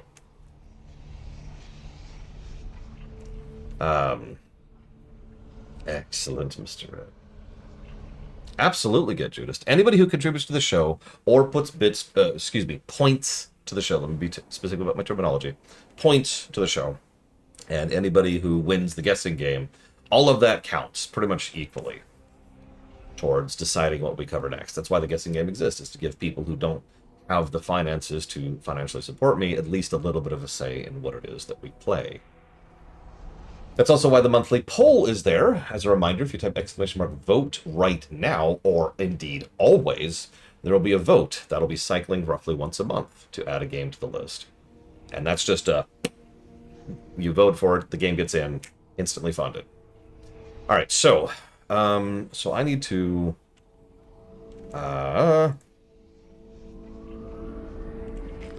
go to things, I guess. Oh, I'm ready, Jay Palmer. I'm ready.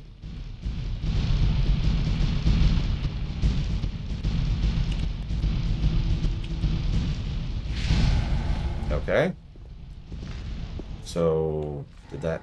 Oh, demon. Demon. Big demon. Big demon. Okay, we need the magic weapon for him. That's okay. See, I'm ready now. Alright. On the guessing sheet, Ross.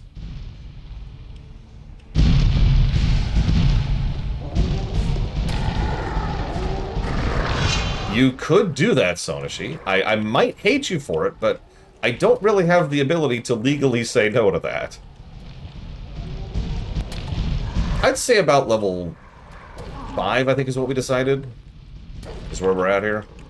We've got some decent gear, and we can hang at least a little bit, but there are certain things that are just going to run over us if they do.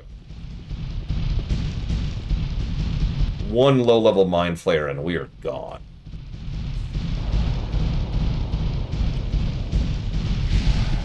Yeah, this is the starter campaign.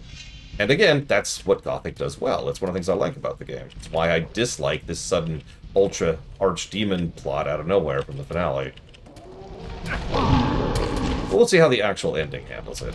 So far, this is just here. I do have executive veto, but unlike some people I could mention, I try not to just do things because.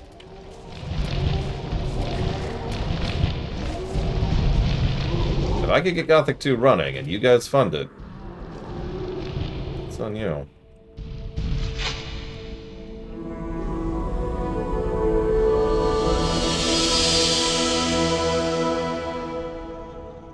This is the final boss. Yeah, there's a specific reason for every veto. Not everyone disagrees, or, sorry, not everyone agrees with those.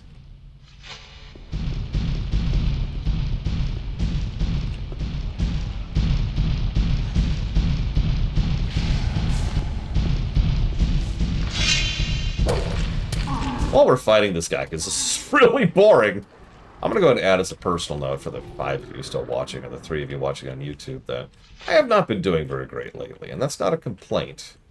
I'm not trying to be whiny, I'm just pointing out fact. I have not been doing very well lately. And playing this silly, weird, janky game and hanging out with you guys has been tremendously helpful. So thank you for that.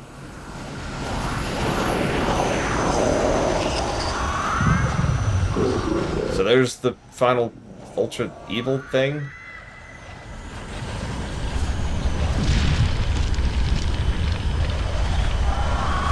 Oh no, now I have amnesia. Apparently.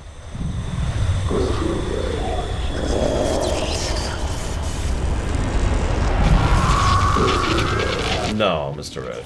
Nor do I plan to. Oh, that's a little hard on the eyes.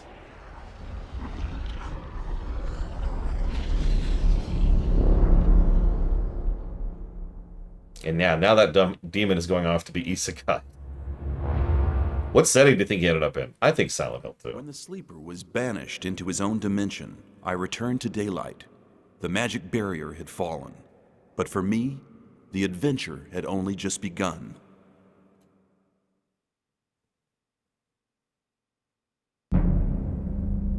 That's it? You...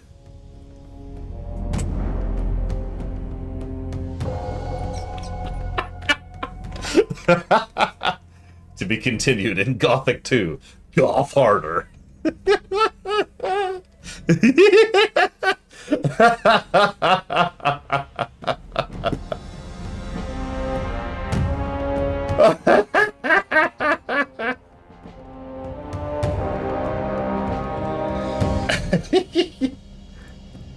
I've been in those campaigns where the GM's like, look, you win. You beat the last boss, and I don't know, like, you want to start another campaign?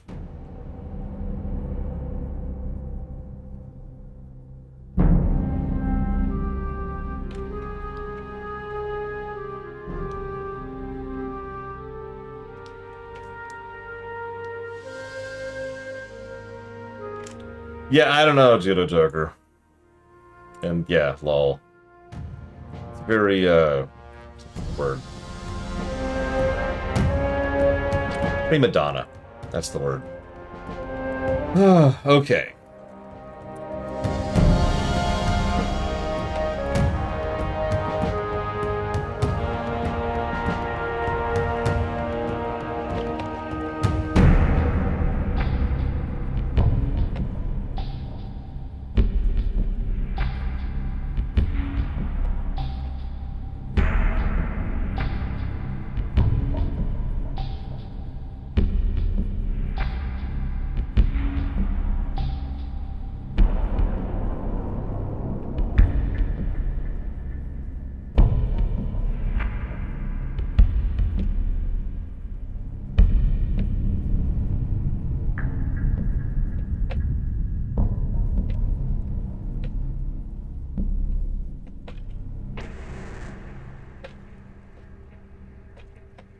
That's funny, Lord Hermon.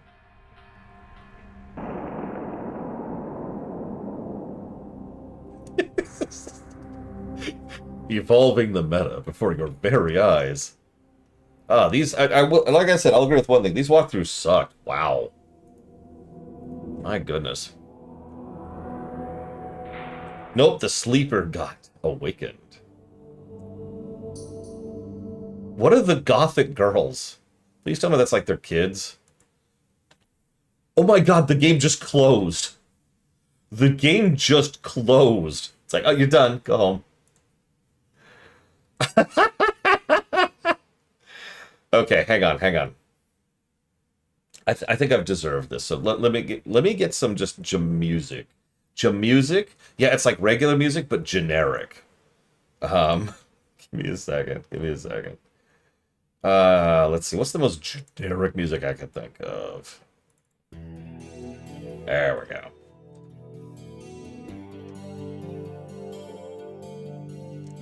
Gotta get our music going. I remember that quite. The Dark Ages. Okay, hang on. So let's start doing some numbers here. Yes, listen, I know you've been through a lot the last few days. Let me help you out. I got you.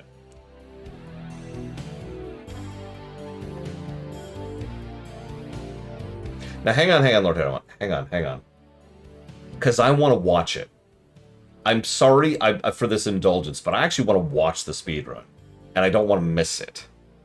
So, don't worry, it's not the whole hour and a half. It's the 9-minute one. So let me go ahead and just run through the audit. I did most of the boring audit off camera. So all I have to do right now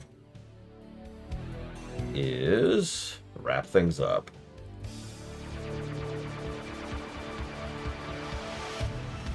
And do the actual audit.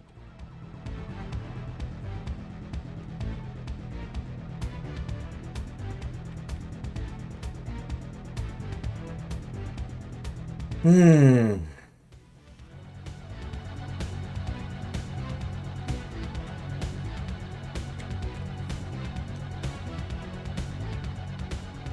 you not know what the audit is, Arspruce? So, if you type !audit into chat right now, you will actually find a link to the sheet that I myself use for double-checking myself on things. It's a good way to make sure I don't miss anything.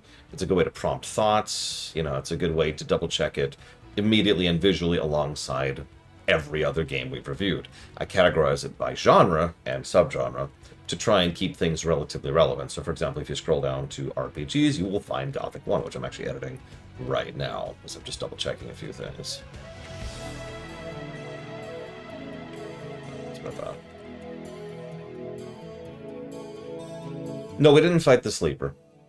Spoil something for me. For real. Is the sleeper in Gothic 2?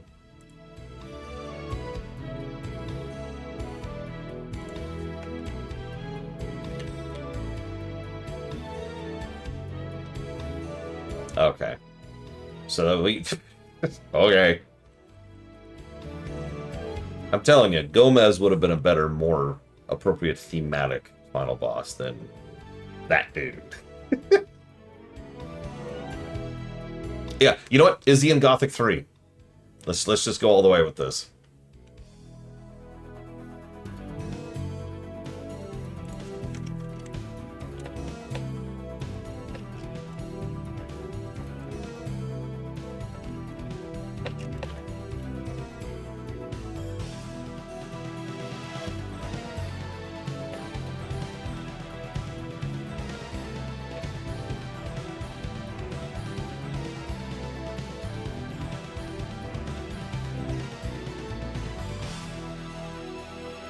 Not Gothic 3. He's just gone. Okay. Okay. Bethesda, get Judist. Bethesda RPGs. A glance at the list should make it more clear, but eventually we'll add games like Fallout 3, Fallout New Vegas, Morrowind, Outer Worlds 2, etc. to that list. Alright, so, animations. I'm not going to say I was a fan of the animation in this game, but I don't think it was bad. Let's call it a wash. Babylon 5 effect, no. Background lore, tries, but no. Banter, absolutely not. Branching narrative, no. Brickwork. I walked back the negative on brickwork. No, Gothic is just... So you notice I have a category that's just called RPG, because some RPGs don't really fall into the common categories. And that's where I just lumped this. I could parcel it out into other subgenres.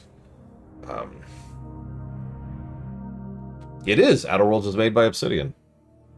Almost every BRPG is made by two companies, Obsidian and Bethesda. There are a couple of exceptions, but anyways. Brickwork. I mean, I'm willing to hear opinions on it, but I honestly just don't think the brickwork was good or particularly bad. It was there. It was visible. It's brown. Like I said, a wash. The moldy carpet. Yeah. All right. Camel work. Characters.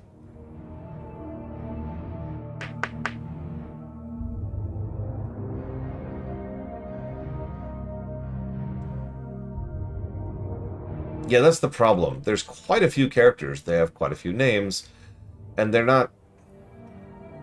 almost all of the character stuff is in Chapter 1.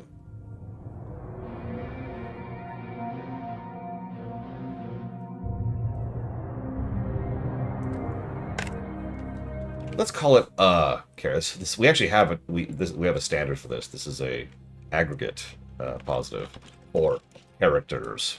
I'll just type up more about that later. Cutscenes, no. Consequence storyline, no. Cutscene incompetence, not really. Dialogue. I could punch down on the dialogue. I'm not going to. I'm not. Doodads. Let me look at Suikoden. What do we end up giving Suikoden for doodads? Because that's what this feels like. Yeah, that's what I thought. Let's just call doodads a wash and move on. Because yeah, sometimes there were doodads, and then sometimes there weren't. Well, hold on to that, J. Palmer, because we'll come back. So empty text, no empty text problems. External continuity obviously doesn't apply here. Fake drama, nope. Foreshadowing, not really. Humor, already gave that one. Scroll forward. Internal continuity, not really. Intro, we already talked about. Lighting, I'll call it a wash. Localization.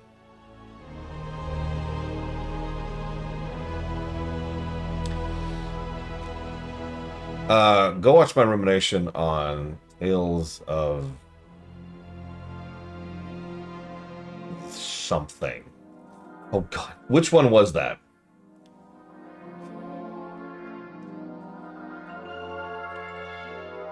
Does anyone remember? God damn it, hang on. I don't remember which Tales of it was. It's the recent one. Lore Runner, Tales of...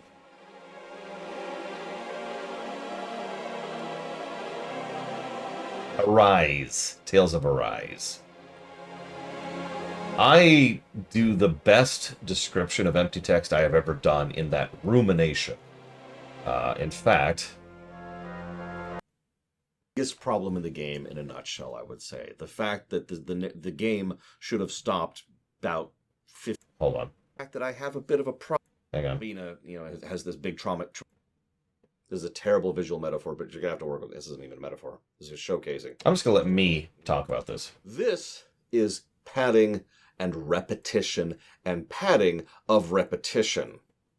I'd make a joke here, but I want to stress that I am not being facetious. When what would happen is they would say, "There's an explosion over there." And in a good game, what would happen is the explosion would go off, and they'd be like, and then the main character Bob would look at Bobina and be like, I could literally, Bobina would be like, because Bobina, has this big traumatic past about explosions, but she nods. She's like, yeah, let's do it. And he's like, okay. And then they go to the explosion. But what happens in this game is the explosion happens. Same traumatic past. Bob says, did you hear that explosion? Why, yes, I did hear an explosion. Are we sure that was actually an explosion? It could have been something else. Well, I think that what we probably heard has a high chance of being an explosion. It did happen in that direction, and we do know that there's explosive materials over there. And don't forget, we also know that the evil Empire of Doom is making an attack over there right now. That's a good point. Thank you for bringing that up. Of course. So what you're saying is we definitely have an explosion over there. But what do we do about it?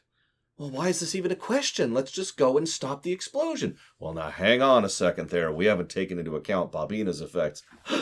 Yes, that's right. I'm sorry. I didn't mean to be insensitive. No, it's okay.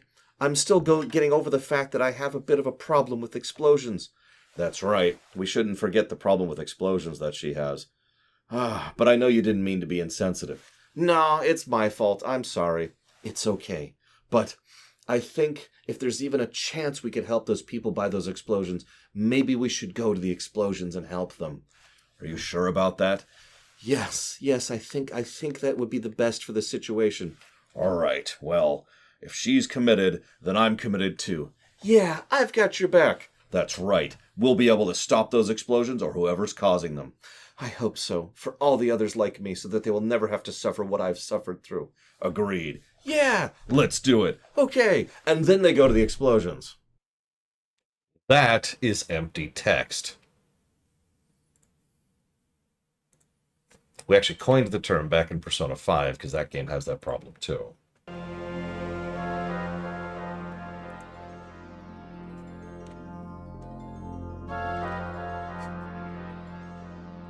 By the way, that was completely ad-libbed. Or improv, if you prefer. No, I made that up. I made that up completely on the fly to kind of convey what they do in that game.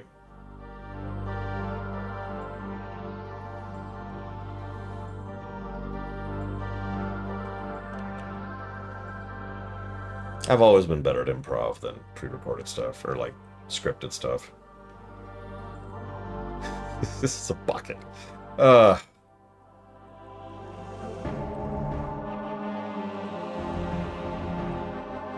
gave a plus for the themes. Getting back to the actual audit here. Visual storytelling, no. Visual continuity, no. Voice acting, no comment. Although I think I'm going to adjust that over into voice direction. It's clearly more of a voice direction issue. Or lack thereof. And I think that's actually everything. Giving us a net plus 1 to story.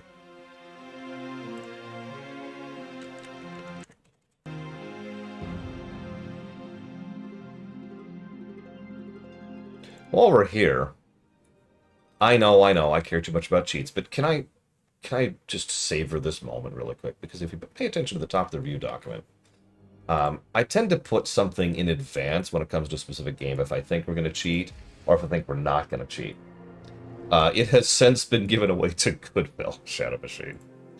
It did not make the move with me. A lot of things didn't. But anyways, if you notice the top of the page, I actually mentioned there cheats, very likely, because I fully expected to cheat in this game. And I didn't.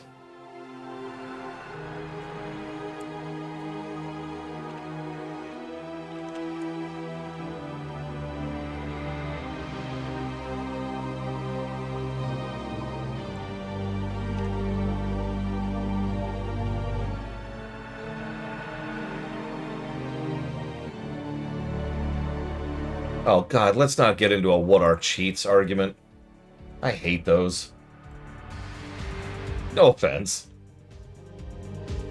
Because at that point, it's like, oh, okay, well, any exploit, any clever usage of gameplay mechanics counts as a cheat. And that's just, then we cheated all over the place. We cheated with the last boss by summoning the golems.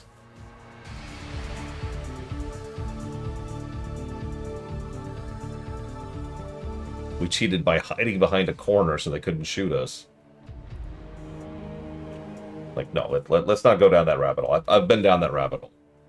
There's hell lies down that rabbit hole.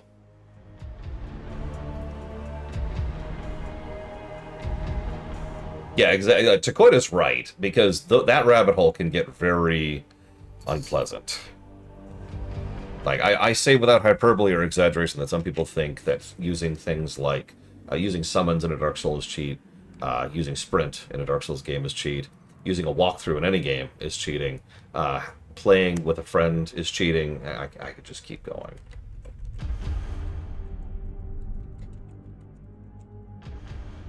Yeah, it's just elitism. That's all it really is.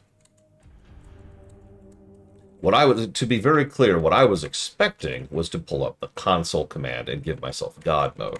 In fact, I looked up how to do that before I even started the stream.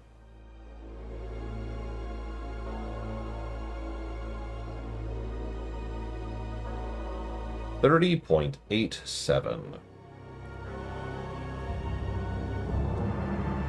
It's just about right on where I figured it was going to be. Yeah, exactly. Because there is a God mode code in this game. And there's codes to like give yourself strength and stuff, and that's cheating, yeah. And that's what I was expecting, and that's what I didn't do, and that's what I'm proud of. Alright, so anyways, story +1. Gameplay. As a curiosity, did anybody guess above 0? Okay, so all roads lead to Rome. Absolutely. Quite a few examples of that. Almost all in Chapter 1 I noticed. But still, quite a bit of that. Animations. No. Audio spam. No. Speedrun record. No major glitches. 1 hour and 50, I want to say. I know it's not 9 minutes and 40 seconds, because that's the one I want to watch with you in a minute here. Alternate leveling. Not really. Backtracking, whole bunch of that. Bestiary, eh. Bosses, not till the end. Arcanum has crazy all roads lead to Rome. That might actually break the record for all roads lead to Rome positives we've given. And we've given a lot of those positives in some games, because CRPGs live and breathe all roads lead to Rome. Like, Divinity Original Sin gets 7s. Got 7 positives for that. It's actually a weakness of the game.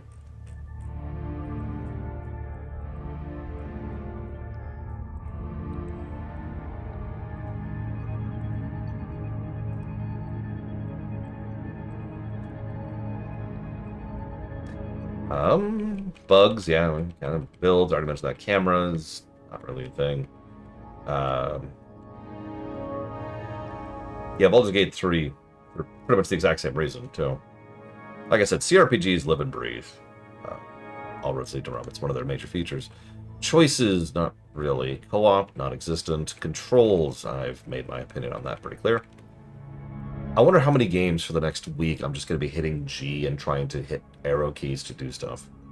Core combat, good and bad. A little bit of polish and it would just pop, but there's still some good there. Cosmetics, none to speak of. No crafting or gathering. We had several crashes. Difficulty curve had a couple of issues. No difficulty options whatsoever. No durability whatsoever. Early games sucked. Encounter rate, it's fine. It's baked into other things. Encounter design is Enemy design is enemy AI. I think the enemy AI is covered by other stuff, so I'm not going to double dip on that. Enemy variety, nope. End game doesn't exist. Fast travel doesn't exist. It's a waypoint system, different concept. Gotcha is whatever. Graphics is whatever. Grind and leveling, not really, actually. Guidance we already talked about. Hubs were fine. HUD design is functional. No Hyper-Beam moment to speak of. They thought they gave you a Hyper-Beam moment. They lied. Info game is its own thing. Integration is non-existent. Yeah, pretty much the moment we got past Chapter 1, it lineared up. Did you notice it doesn't even care which camp you pick after Chapter 1? As a reminder, picking a camp is the last thing you do in Chapter 1. Getting the sword, J. Palmer. Interface has some issues. Inventory is actually pretty good. Let's see. Late games, whatever. No microtransactions. Thumbs up. Yeah, the first thing you gotta do is not hold the one-handed sword with 2 hands. Everyone makes that mistake.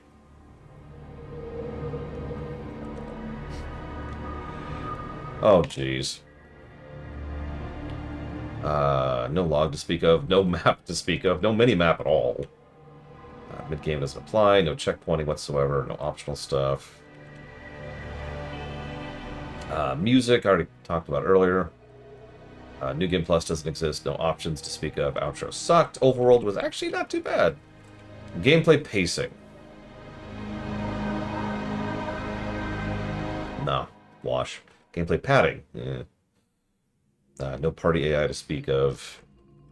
Penalty for failure is just a reload, which is wash.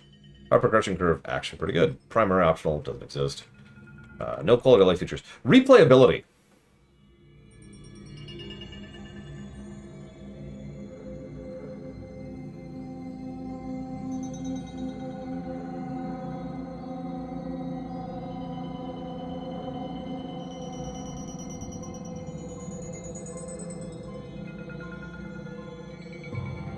Jokes aside, I agree with Takoida. Some game, it's actually extremely rare we give a replayability negative, because the whole point of that is for it to be a bonus positive for certain specific things games can do to make them enjoyable in a second time around. And yeah, I agree. This game feels hostile. Blade Javal got there first. Sorry, Blade Javal. This game feels hostile to replaying.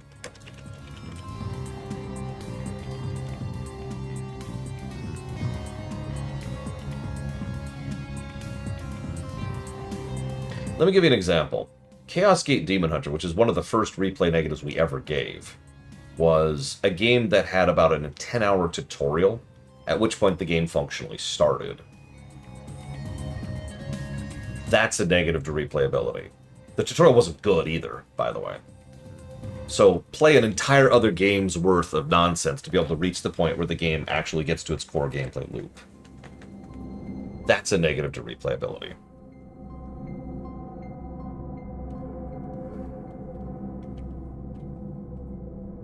No respec at all. Save system, actually not bad. I didn't think about that. See, this is why we audit, is because every now and again there's something I missed.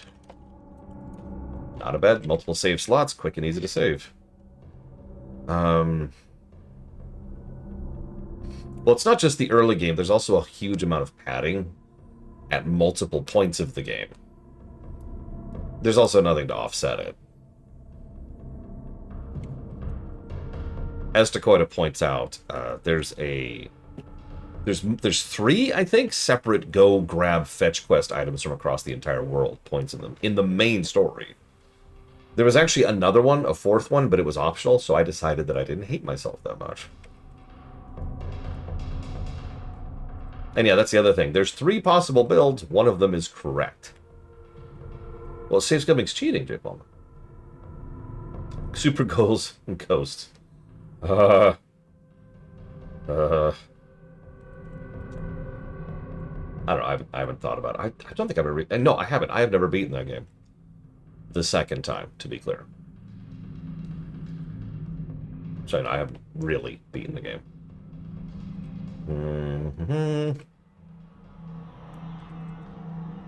Sorry, I should be saying this out loud. No noteworthy songs, sound design.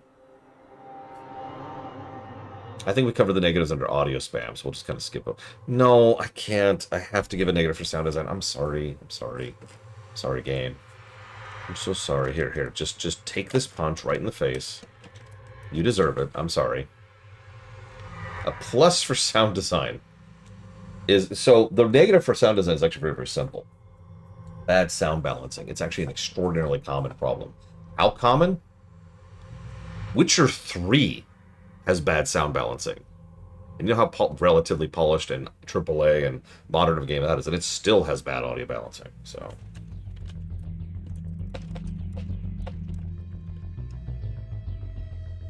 Yeah, most... Sound engineering, I swear to God, is a dying art.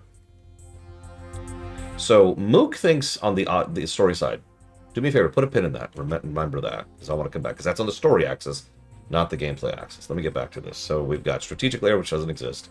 Starting options, which don't exist. Terrain, which I already talked about. No trash to speak of. I'll give you that.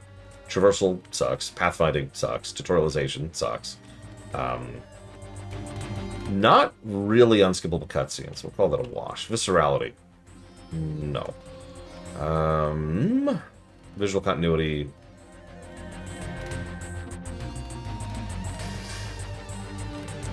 Actually, I am going to give a visual continuity positive.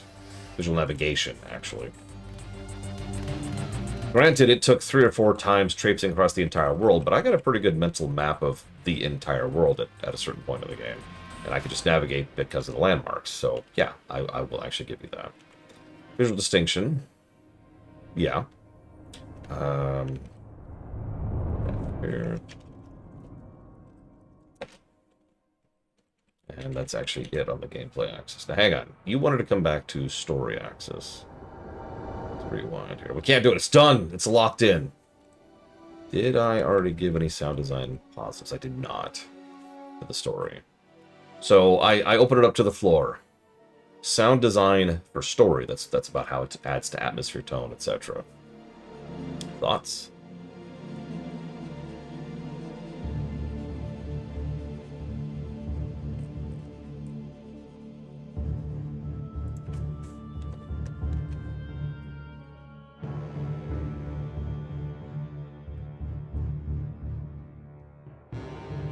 And I'd love to hear your thoughts too, Moog, since you're the one pushing for this one.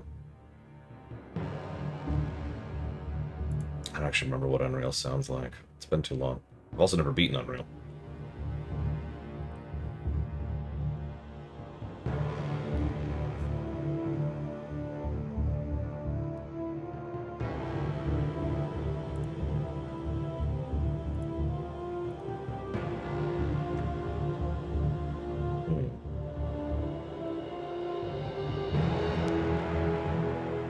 Why's the audio skipping?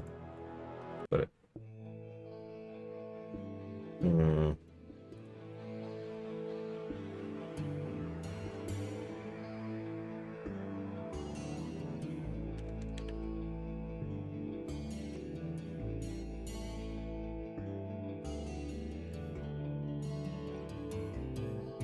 Freaking zombies. Oh yeah, dialogue. Tell you what, why don't we aggregate that under atmosphere? How's that, sir? Sound. Dialogue, huh? No, I already came back to dialogue. I put that under localization, J. Palmer. I can't... Generally speaking, if I know it's a localization problem, I basically can't give it a negative for dialogue because it is specifically a localization issue. It is possible this game has good dialogue in German. I don't know. I have no way of knowing that. So I just walk back from that. Sorry. Okay, so that means +2 to story. Yeah, I can review dialogue in a game that has good localization. I know this because I've reviewed FF14. Alright. While I set up something here, I want to watch this game broken in half. So this is a German speedrunner named Blackwolf, who has the current world record for this category, which is the no out of bounds trick.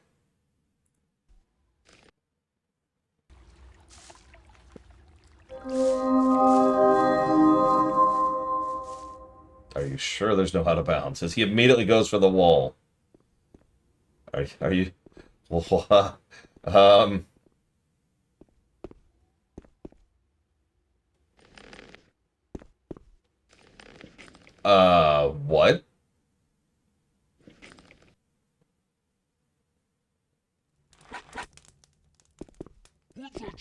Oh my god, this is the final dungeon. This is the base of the Orc Town.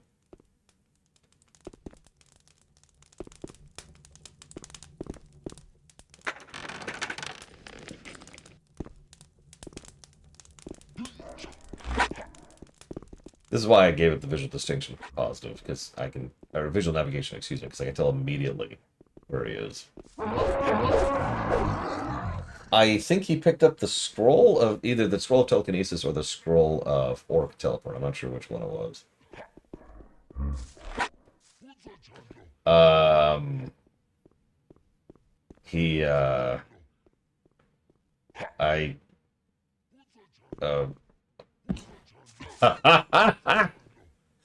Okay.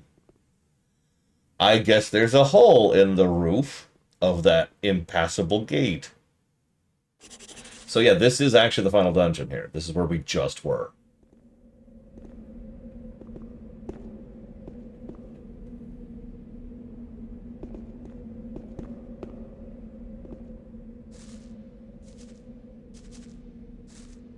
I mean, it is an extremely popular speedrunning and challenge running category to run awful games. There's an actual, not that I'm calling this an awful game.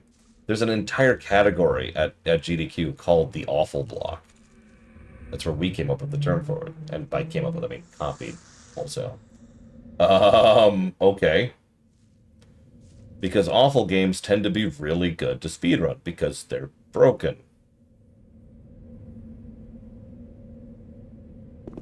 Completely skips the first half of the dungeon and the jumping puzzle. Hi, Quack. Okay. I'm curious what he's even going to do in here. Like, what do you care about doing in here? Okay, resets the boss by saving and reloading. Okay. Vibrates through the ground, gets the boss killed on the spikes. Loots something.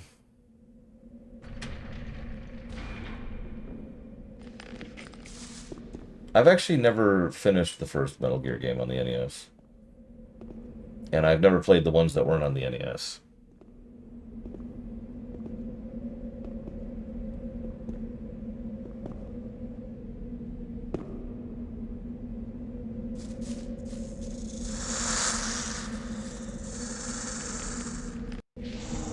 Okay. He's going after the boss. It took me way too long to figure out where he is. Alright, alright. I'm with it, I'm with it.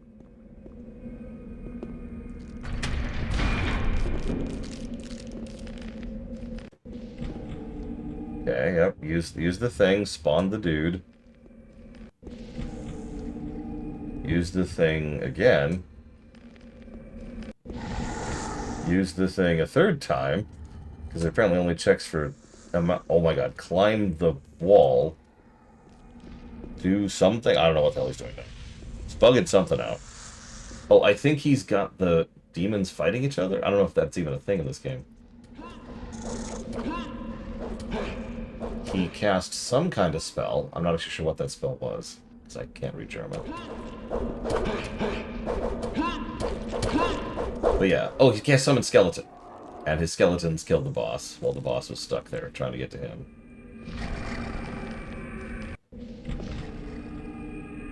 Okay, use the sword from the boss to get out. Alright, alright.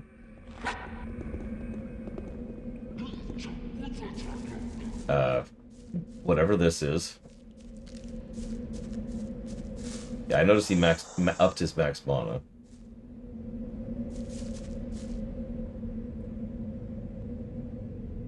Verwanderung Orkan is what it looks like the name of that spell is that he just equipped.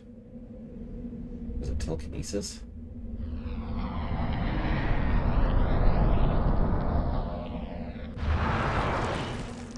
Oh, turn into an orc dog. Got it.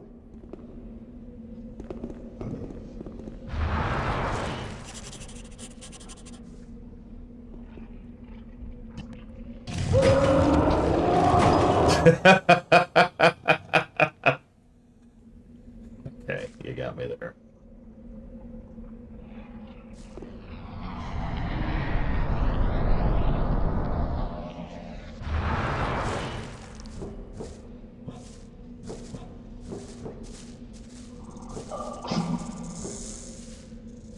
Okay, so he's approaching the lava pit. The first lava pit, to be clear, not the second one.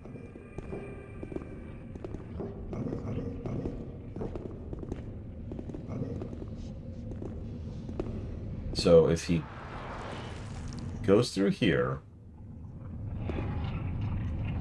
Yeah, I was saying, this is going to be another one of those... I guess he needs all the swords. I'm guessing that's the bulk of the run, is he needs all the swords. I don't even want to know how he did that. Yeah, apparently I should have just been jumping the entire time. I'm gonna guess he picked up the sword somehow? I didn't even see him loot it.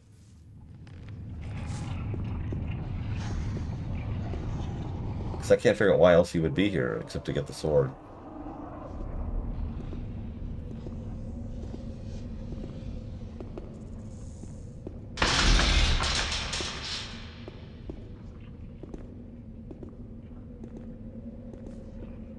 For the same reason that I don't give pluses for voice acting for a game that's voiced in Japanese, Sub-Zero. If I lack the ability to actually see the quality on display, good or bad, I can't comment on it. Where's he going? Now, if it's badly localized, I can give a localization negative. If it's well localized, I can give a positive. Because that localization takes a lot of work and effort. It's one of the reasons I tend to give those points. Okay, just skipping that entire room. Got it.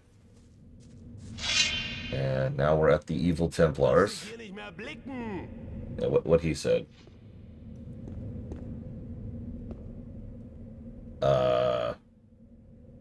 Okay. This is the perfect screenshot to describe this entire game right here.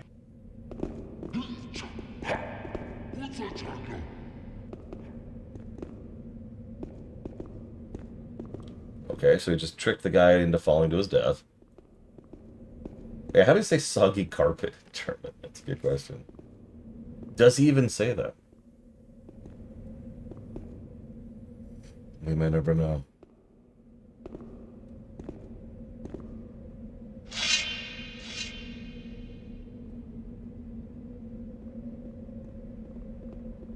Oh, absolutely. And I did judge the voice acting. It got a negative, because it sucks.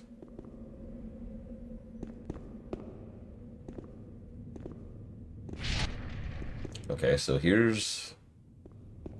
What is he... Okay, he's completely skipping the stat rooms. And he's just... What is he doing? So he's almost at the last boss, if you're paying attention. Completely skipped every barrier so far.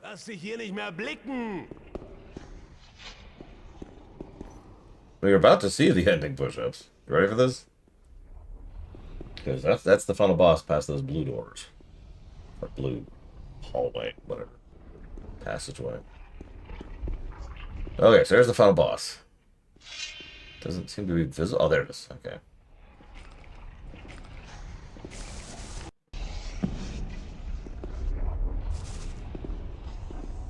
Okay, so how's he going to deal with interacting with these when he doesn't have the swords? Or it doesn't check if you have the swords and assumes you have them, which actually makes a lot of sense. That's actually a pretty common programming thing to do. It's just, I mean, you're here. You can't possibly be here without the swords. So obviously you have the swords.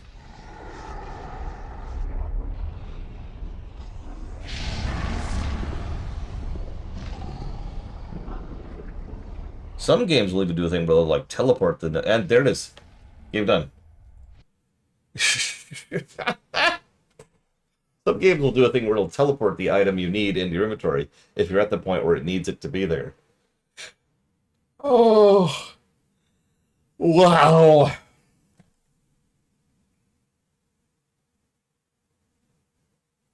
My adventure has only just started. Yeah, it has. Okay.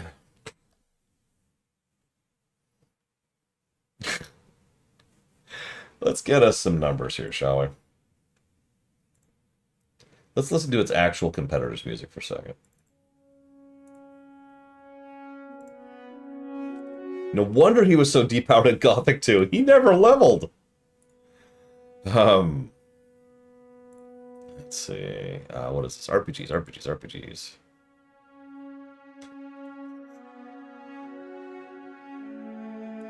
Maybe... Where are they? Oh, here we go.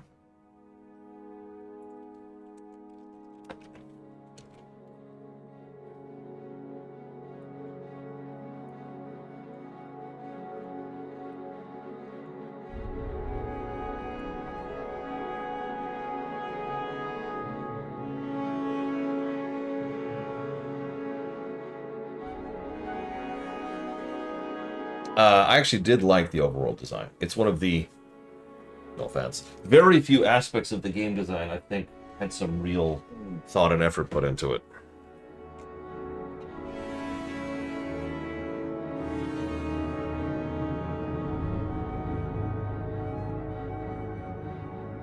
Don't kill me, Hourglass.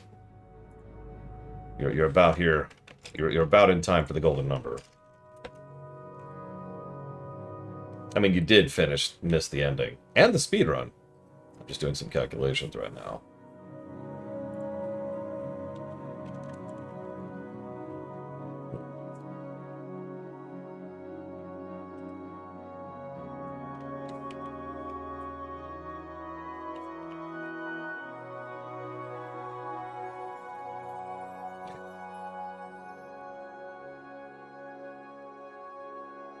Do me a favor. What's our 10th worst game?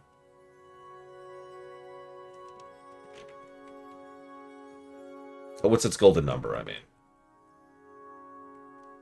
In fact, what's our 5th?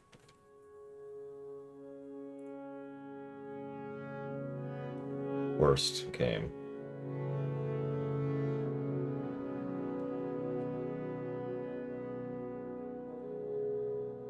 Okay, that was weird. Let that be. Okay, okay. Out of... I'm not going to give anything else away. Let's see. Just type exclamation mark, Hourglass. Literally just an exclamation mark.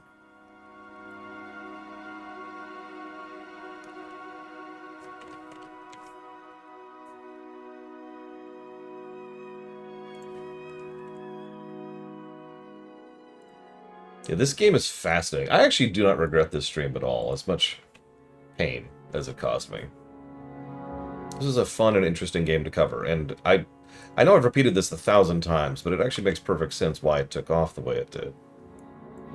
Yeah, this is primo Eurojank. Good, bad, and in between.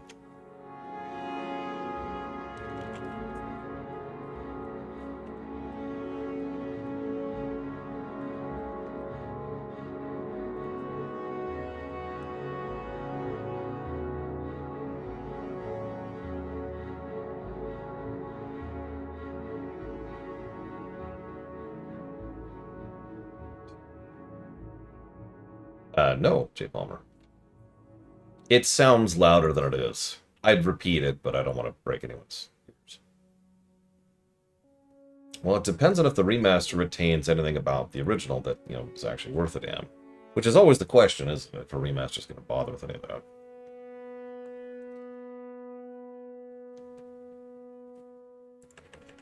Alright, so... +2 to story. They call it a remake. I don't know if it's a remaster, I don't know if it's a remake, I don't know if it's a port, I don't know if it's a reimagining. I have no idea. It's an R game. That is 0.06 pluses per hour and a ratio of 53.85%, which for those who are not familiar with it, means it had basically as many positives as negatives to the story, which, yeah, that tracks. Gameplay. -70.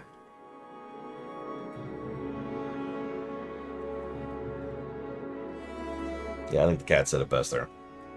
That is 2.27 negatives per hour and a ratio of 13.54%. Giving us our final golden number, if I could get a drum roll, please.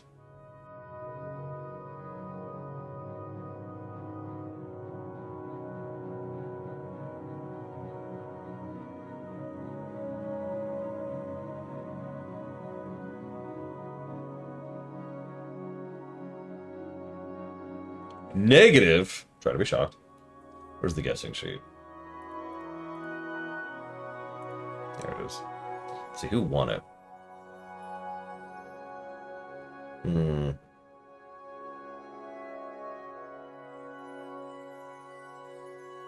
gonna have to do some math. That's actually pretty close. 1 second.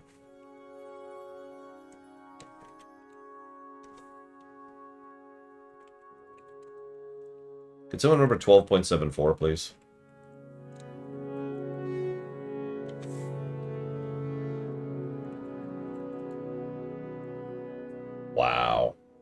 The difference in guesses there is 0.041. That's how close that is.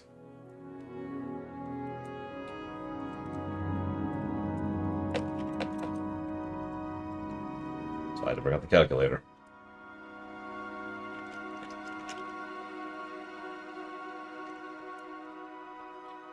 Negative 200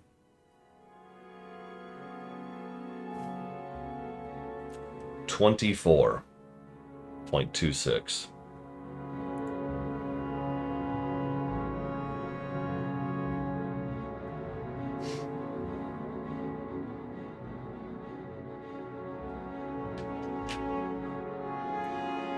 I stand behind that.